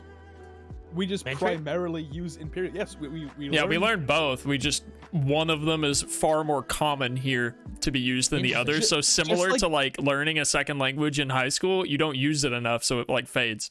Yeah, when you walk into a scientific office in America, or if you're working in a lab, you're using metric. Just like when you walk into a business place, you don't say, "Hey, what's up, boss? Hey, what's going on, pal? How the fuck you doing today?" You don't say that. It's literally code switching, where you understand that for the most part, you're going to say, "Oh, it's 70 degrees outside," or whatever. It's like, "Oh, this dude's 6 feet tall." Like, yeah, you say it to your friends, but when the shit matters, when you're measuring shit, it's important. Yeah. All of America uses metric. You're like 182. Yeah, exactly. Yeah, I get you. And I still think it's weird though, because like I'll ask someone in my chat will be like, it's so hot today. I'm like, how hot is it? And they'll go 110 degrees. I'm like, you're okay, dead. You're fucking dead. Yeah, dude. All right, bring that back. What's it in proper units? I do have an argument against that though. I do think Fahrenheit is the only thing the imperial system has over the metric system. I think it's better for Celsius weather. is better for science. Agreed. Agree. I think Celsius is a billion times better for science, but Fahrenheit is better for weather.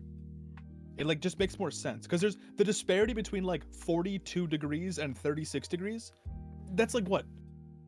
8. That's like nothing. That's like a little bit of but for us that's the difference between 70 and 40 degrees, which is a huge. There's so much in between there. And plus, if you have to start putting points, point this, I feel like the system needs to be changed. But I don't know. That's literally just a temperature. Other than that, I like the metric system a lot. Yeah, metric system makes things divisible by 10 just makes sense, right? Again, Having but how everything often are you divisible by 10. boiling water outside? So like, why does that matter for? How often are you boiling water outside? Like that's Like, all the campers out there are like, what the fuck, bro? How dare you? Literally my job, bro. It's 100 degrees Celsius outside today. I can now boil water. Happy. So my rat brain won't let go of this, and I'm gonna have to do it, or I'll be thinking about it all night. Okay? I'm sorry that I have to do this. How is the Division an MMO? So how's an MMO? Yeah, like how are we gonna define MMO so that the Division fits? Well, it's a massively multiplayer online game. So what would you define as massive? Because is 4-player massive? Yeah, but it's not just 4-player, right? Because there's zones where you can interact with other players. There's a zone. The dark zone? The dark zone is the only place where more than, well, outside of like hub areas where your gameplay mechanics are shut off and you can't do anything, the dark zone is the only place that you can have more than just your party of 4 in the game. Well, with that argument, then Destiny 2 is not an MMO. I would agree with that. Yeah, agreed. Well, no, I don't agree with that though, because I do. Because I also think Warframe isn't an MMO.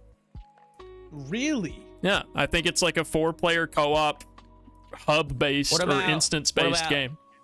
What about Call of Duty? I wouldn't consider Call of Duty an MMO either. No. So what is your definition of MMO? Yeah, I'm interested that would to hear that. allow you to call something like RuneScape an MMO. I think one of the primary differences for me of where it stops is like where there's I want to say a hard cap of the number of players in a game, but before you jump on that, because I know that's incorrect, like when there's a necessary number of players is a big cutoff for me. So like a game won't start until you have 32 players. I think that's just a multiplayer game. Versus like a living open area where players can come and go as they please is kind of more of what an MMO feels like to me.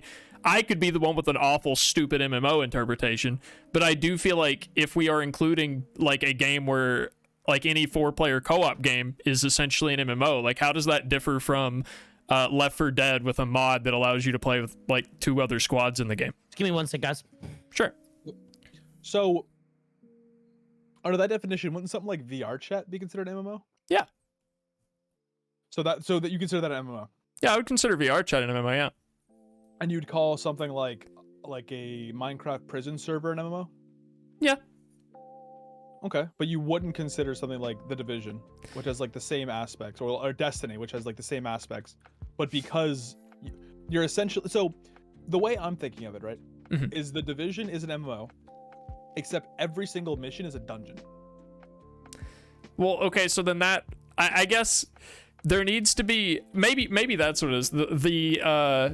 The large scale multiplayer components in MMO in my brain and my definition is like the primary element of the game is open to just a shit ton of people as opposed to just your party, and then secondary elements of the game are private and not massively open, as opposed to the flip where there are areas where you can play an MMO in my definition where there's a shit ton of players coming and going, but that's not really the game. That's just like a hub, and the game is 4-player co-op missions. Okay, that's interesting. So like, yeah, I guess it's weird because there needs to be that just means there needs to be a definition. Like there needs to be a more specified definition of what MMO is other than just massively multiplayer online. Because if things can be that broad, then I feel like there's a lot of outliers there. I know rules aren't made by exceptions, but like I still feel like there's enough outliers that fit both demographics that would make something like World of Warcraft not even seem like an MMO. Like World of Warcraft by like someone else's definition would be considered, a top-down isometric dungeon crawler. Well, I mean, RuneScape's a single-player game. With Iron Man, yeah, I guess so. No, it even can in be, general. for sure. Even in general, like what aside from raids, which we've already determined raids are a situation where you have to queue up with a group, though you don't even need to necessarily queue up with a group. Other than like trading with people, which you can pretty much do in most of these other games that you've already determined isn't a staple of needing to be a MMORPG. Aside from trading and having the Grand Exchange, what reason do you have for it to not be a single player game? Well, they have made, other than raids, they have made a lot of group-oriented content. One thing I would like to ask is, have you ever been walking around in the wilderness and suddenly been ganked by a clan of 70 people? But you said the Dark Zone doesn't count, so we can't count the RuneScape Wilderness. Okay. Have you ever been fishing on Karamja and had 80 people in bronze armor show up to call you a piece of shit for killing the fish population? Yeah, but See, this sounds like a games Minecraft have server type of- most of these games have chats. So again, I think what I narrowed it down to was I think that the large open world primary accessible gameplay, like where you're playing the game, everyone else is on it at the same time in a persistent world. And it's not like only when you get to Varrock are there other players. Only when you're in the wilderness are there other players. That's the difference between RuneScape and The Division, because in The Division, if there were other players everywhere, you just couldn't, like, all you could do is talk to them and they were killing all your enemies. Different level. Sure, I would call that an MMO. Is No Man's Sky an MMO? I'm not familiar with how the multiplayer works in that game. Well, nowadays you can just run into people, right? If you go to the same planet they're on. Let me see. We are kind of debating the semantics of MMORPG, Wexel. It is a pretty pointless. Yeah, there's not really a reason to it. It was just really stuck in my head, and I had to have this conversation. Yeah, no, I agree. It's important to understand where we all come from and what is considered what, because, like, you know, under the right light, Call of Duty Zombies is a roguelike. So it's like, you have to look at everything in a way that we can all kind of agree as gamers, so we don't look at the fucking tags under Steam games and get ourselves confused like we did that one podcast. Man, it is a roguelike, huh? I'll say it like this. If No Man's Sky, if the multiplayer works in such a I way... don't like that. Why would you do that to me? What the fuck's wrong with you? You don't have... The fuck? You don't have what? If you don't have to manually invite someone to your world, and it's not secluded to specific locations where you're able to bump into people, then yeah, I would say No Man's Sky is an MMO. It's not secluded to specific locations. I think the only issue I have with certain games being called MMOs is when the primary gameplay features a very small number of players, but they call it an MMO because you're allowed to see other players in one spot. Like, they're the hideouts in Division. I keep going back to the Division because that's where this started, but really when you're going into and out of the hideouts is the only place you get to see people who aren't in your party, other than the Dark Zone, which feels more like, that one feels the most MMO-ish to me, I think, is the Dark Zone. That feels like an MMO game mode in a 4-player co-op shooter. So is Fortnite now an MMO?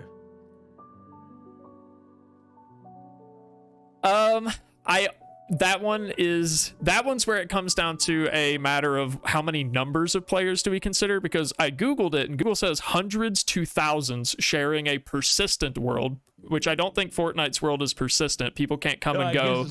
It gets loaded and unloaded at the beginning and the end of every round, so it's not persistent. So I think that's a big one. Damn, Forks, you're big.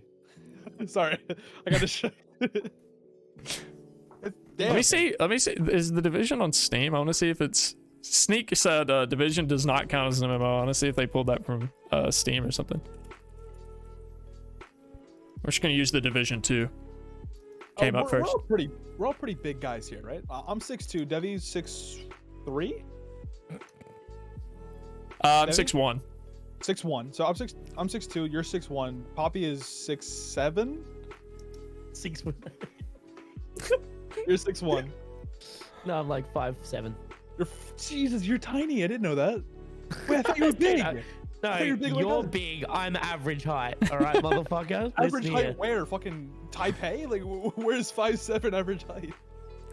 In America, the average man is like 5'10". I thought it was 5'6". There's no way. Yeah, the average is like 5'6", yeah.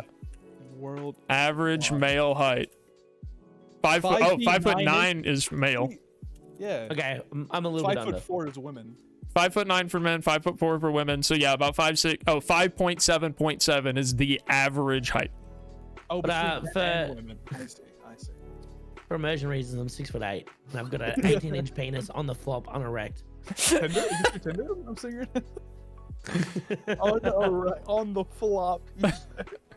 I've never heard of 18-inch on the flop. 18 inches on the flop, 6-pack, peak human performance. Oh my god. On the discussion of semantics, though, we can move on from MMO now that I've made my spiel about why I don't think some games should be considered an MMO. I also had, I don't know if you guys have watched Drew Sun's YouTube content. I've really been watching a lot of Drew's main YouTube content. It's really, really good. He made a video a couple weeks back about how there was some Japanese game developer, I don't remember exactly who it was, that said that the term JRPG is like a slur in his eyes. And I've always taken issue with the term JRPG because the term is Japanese role-playing game, but we associate it with something very different. If you're a guy that's like, that's an RPG that was made in Japan, that's a JRPG, that's not what that means. JRPG means like the classic turn-based style combat. It tends to have certain... No? I've had this discussion a lot. Sure. So JRPG comes from a variation. So RPGs came from the tabletop gaming scene, right? So we now call tabletop RPGs TTRPGs. Mm-hmm. But the original RPGs were conversions of the Western format. So essentially they were like, how do we get a tabletop RPG to be a multiplayer game? That's where like the original Fallouts kind of came from. And Japanese RPGs, it was a flip on that, where it's basically you have a set character list of determined characters, or they could be like created characters, but they still are a set list of characters, and they have a set of skills like magic, attack, magic defense, strength, and then, you know, defense for that. And those are not choosable by you. They're leveled up based on like the character's main format, right? Sure. So I've talked about this because I believe that, and some people, this is a bit of a hot take, I believe the From Software games to be Japanese RPGs, right? Because you individually level up certain things, but it's such a hard one to. I don't believe it's specifically turn-based. I don't believe it has to be specifically turn-based. I didn't have that opinion. I was trying to voice that opinion of like, I feel like generally there's a large group of people who are like, no, a JRPG has this and this and this, and that makes it a JRPG, versus some people who are like, well, it was made in Japan, that makes it a JRPG. That's what I thought. I thought it was like champagne, or like it has to be made for it to be champagne, not sparkling wine. It has to be made in the Champagne region of France. Where it's like it could be an RPG, but it's a JRPG if it was made in Japan, and that's it. Is that not what it is? So, not really. No. It's a little bit more nuanced than that. So I don't Western like the term RPGs JRPG because I don't think it's descriptive enough. I agree, but I think that's pretty much all genres, right? Yeah. That all genres aren't descriptive enough. But Action. when you're talking about JRPGs, generally they have a set character list. You level up attack, health, magic defense, those kind of things. Whereas Western format RPGs are generally perk based, right? Rather than leveling up individual stats, you level up you get new abilities based on perks and equipment. What would you consider Divinity 2? Because it's both. That would be a Western RPG. WRPG. Because you level up based on equipment, right? No, you level up stats. You do have like constitution, intellect, wisdom, dexterity, strength, things like that, and every level you get 2 points to put in those. What if it's both? It is both. That's the tricky thing. Yeah, see, this is where I think it's like a bit of an outdated thing, right? Yeah, see, I agree. I believe JRPG to be Yakuza is a good example. I think Yakuza is kind of a JRPG. Like, what would but Genshin then be again, considered?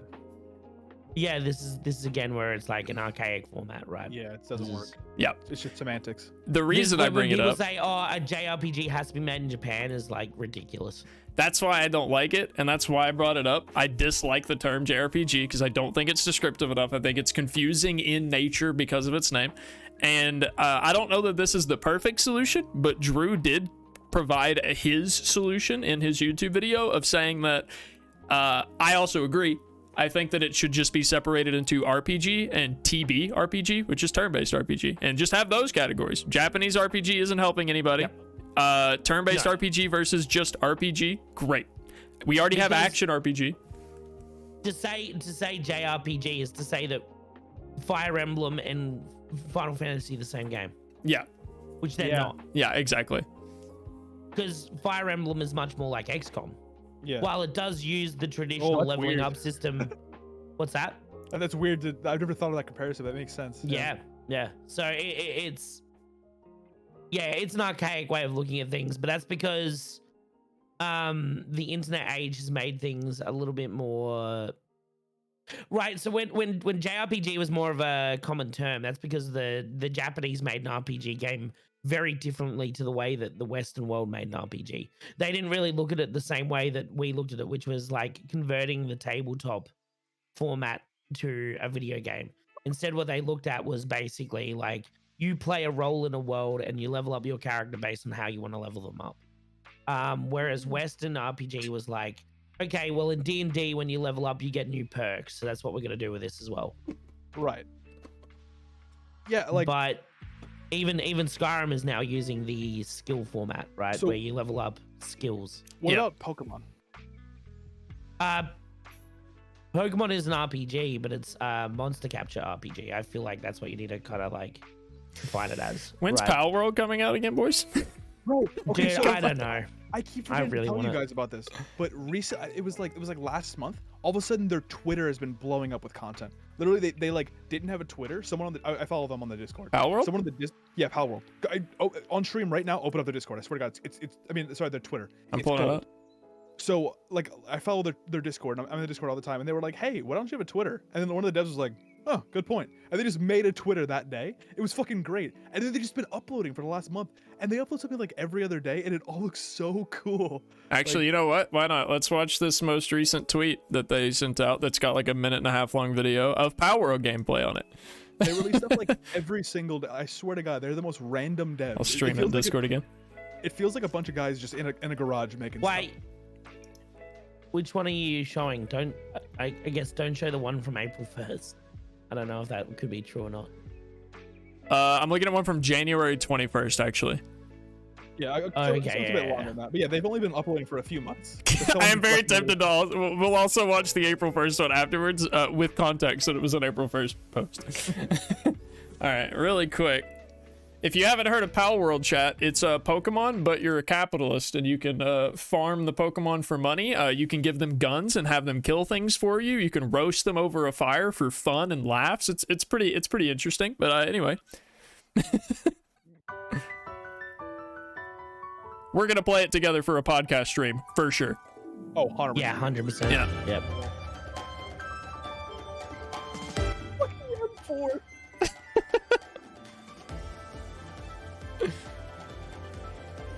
Oh my God. Travel my Slime Ranger. No, Josh, I don't mean normal Pokemon. If you can get Pokemon guns, Peter would be so mad. Some Pokemon are just rocket launchers. They don't have rocket launchers, they are rocket launchers.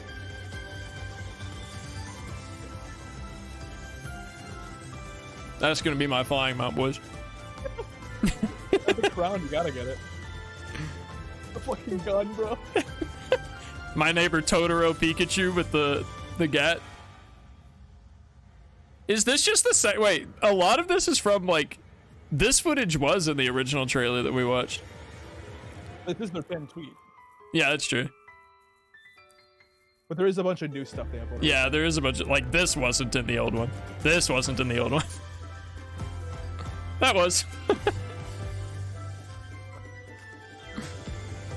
University is too amazing.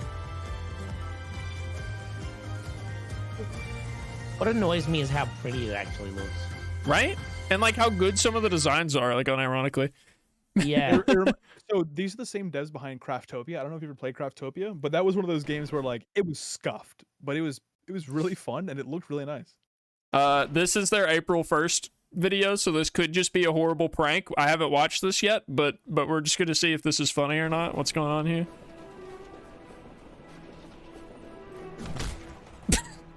Oh, okay. Is that it? Okay. All right, cool.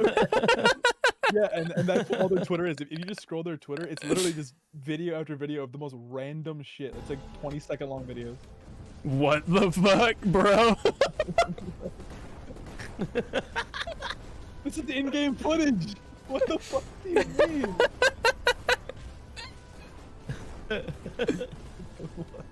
These guys are like mad geniuses, bro. Pal World.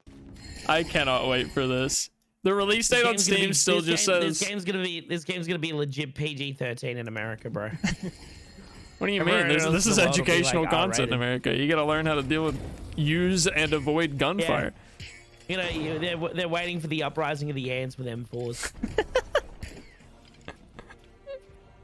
Is that a bow and arrow? Oh my god, this is a game from the early aughts. No. This is just early game. This is early game footage. Game footage. Yeah, this is like in Civ when you have to go up through the ages. Yeah, this guy's literally a rocket. That was a little Pokemon he loaded into that. Like, it's like Just Cause 3. I like that the character is getting shot and just like not reacting at all. Like I don't think they've got that ready yet. You can't really take damage yet. I don't think. This is gonna be the stupidest but most fun game. Oh man, unexplainable. Like it just, it's like Just Cause mixed with Pokemon. Someone in chat said it perfectly. It was like Slime Rancher plus Monster Hunter World plus Pokemon. Sui said it. I didn't know any of those games had guns. Monster Hunter World does, kinda. Has some ranged weapons, not like you know. We'll throw in a Modern Warfare 2 in there. How's that? I just but hope for real, the way you blow up fucking structures is Just Cause written all over it. True. These devs have always been multiplayer games, so I hope to God it's multiplayer. But if it isn't, I'm gonna be so disappointed that they somehow like just dropped the ball on that. Yeah, interesting. I don't even know if this game's ever going to release, bro. I feel like it's a giant meme. I feel like they're baiting us. But why would they go that far with development and not release it? I don't know, but like, why is it taking so long? It's only taken like a few years, right? Like 2-3 years. It's not too bad. When was it first like announced? That's a good question. Let me see. I thought it was 2020. Is Slime Rancher a monster collector game? Yes, 100%. Looks like the announcement trailer was posted June 5th of 2021. Okay, so yeah, it's only been a few years. I have lots of hope for it. Perny Launcher. That sounds... I don't know why. That doesn't sound okay. Perny Launcher sounds like what you'd call someone you really don't like. Oh, I know why it's taking a while. I just found a tweet from them that says, we're also pleased to announce that Pal World is also coming to Xbox Series X, S, and Xbox One. So they're also porting it to console, so it's going to take another 2 years. Yeah. Which, by the way, we previously talked about this. That's the reason that you don't get a lot of control options, or that's also a reason exclusives exist. Making a game is already a lot of fucking work. Making a game that works on every system is kind of annoying from what I've seen. Like, I think that if... I know this is a kind of very specific example, but like Cyberpunk 2077, if they hadn't released that on PS4 and Xbox One, it would have been much better and had a lot more content, I think. I don't know about that. I think the reason the Xbox One and PS4 versions sucked is because... This has been my theory on it for a while. The game was already... So, basically, what I think happened was they already had a idea in mind, and then they kept escalating the ideas. But because of the excitement for the game and the stockholders getting antsy about wanting to capitalize on the quote-unquote hype of it, they were forced to release early. But then they had the issue where no one had PS5s or Xbox Series X's because of the chip shortage. of the chip shortage. Yeah, they were like, okay, well, fuck, the people the stockholders aren't going to be happy if this doesn't sell, and it's not going to sell because only PC players can get it. Let's quickly do a rush job to put it on those older consoles. And that's why those older consoles had like horrific versions. Well, that's kind of what I was saying. A last minute patch job. But yeah, but that's not why the game sucked in general. It's just why those versions sucked extra bad. Well, I think they would have had more time to at least solve some of the patches on fewer systems. If they were only working on the next gen, as opposed to having to do it for both next gen and old gen. I suppose that's a problem of working on a game for so long, right? Because for what, 3/5 of development, they were making it for the last generation. So like, no, not 3/5 of generation. That would have been like not 3/5 of. Because they were working on that would have been like a last minute thing. I guarantee it. It would have been like, because they didn't know there was going to be a chip shortage because of COVID, right? COVID kind of came out of nowhere.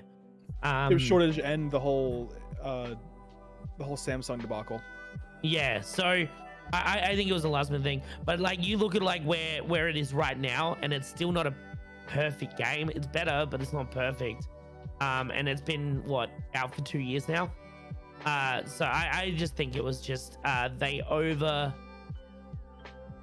overdid what they wanted to do. Like they had too many ideas, and then they were put onto a stringent timeline.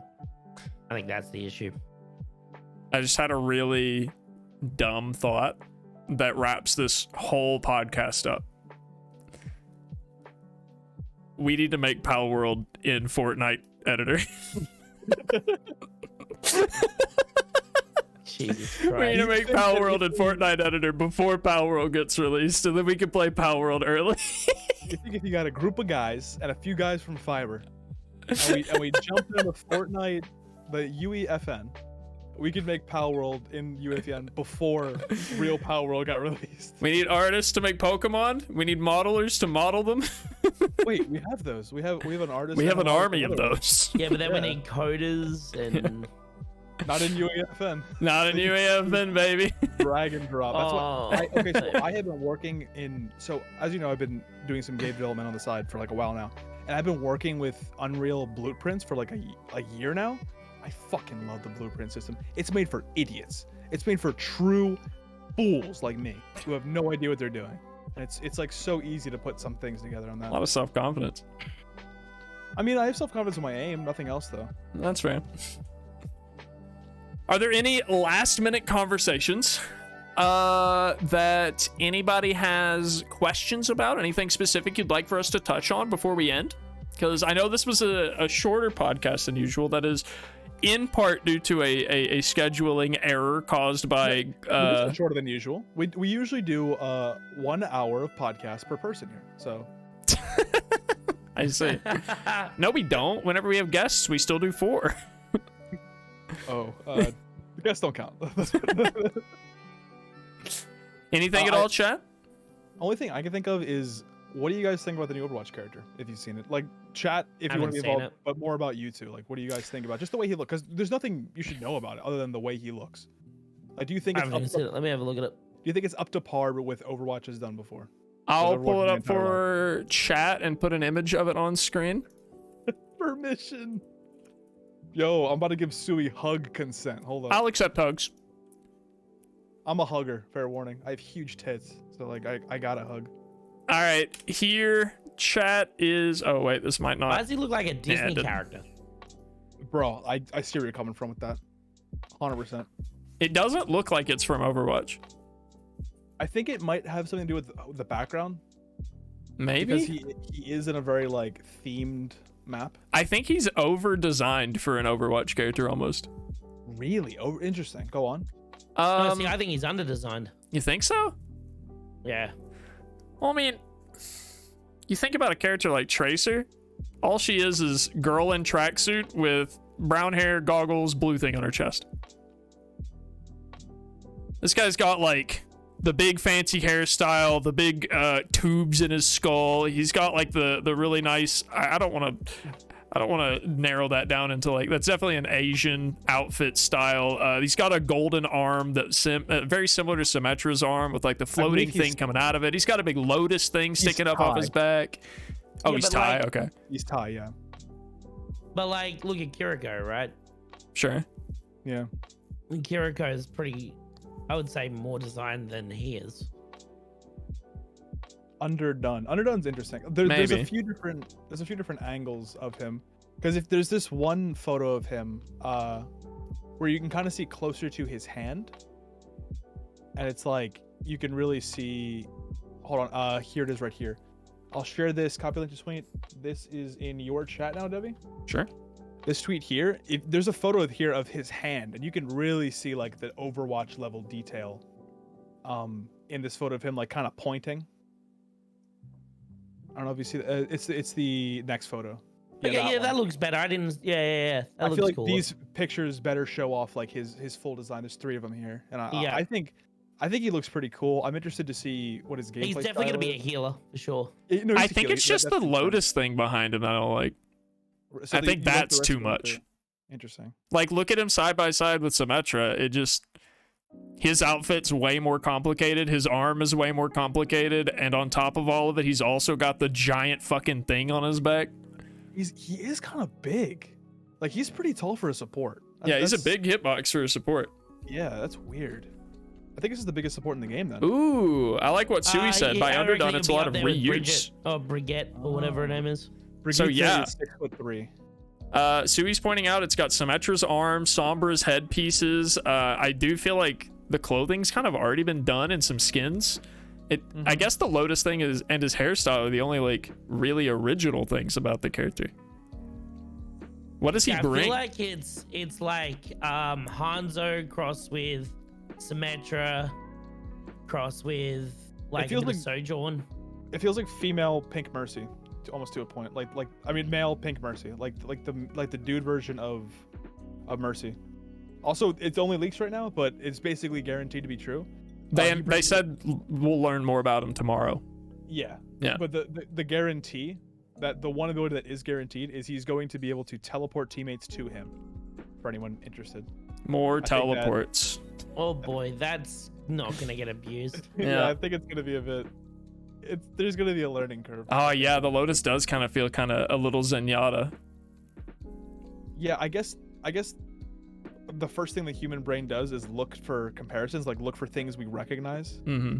So I keep jumping around, looking at things that like I already seen other characters. I'm curious how I'd feel in like a year from now, like after seeing him. Oh yeah, I just want to bring that up and see your guys' opinion on it. Yeah, that's fair. I still can't shake. Baldy said it before we were in the podcast. We were sitting in a DM, or not in a DM. We were in a voice chat, and Erevan brought these pictures up. And Baldy said he looks like a what's the name? Paladin's character, and I can't unsee that. It definitely He looks looks like a League of he looks like a League of Legends character.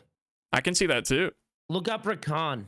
Rakan? How do you spell that? I know he's like a bird man. Rakaan. Is calling this guy some of these pictures?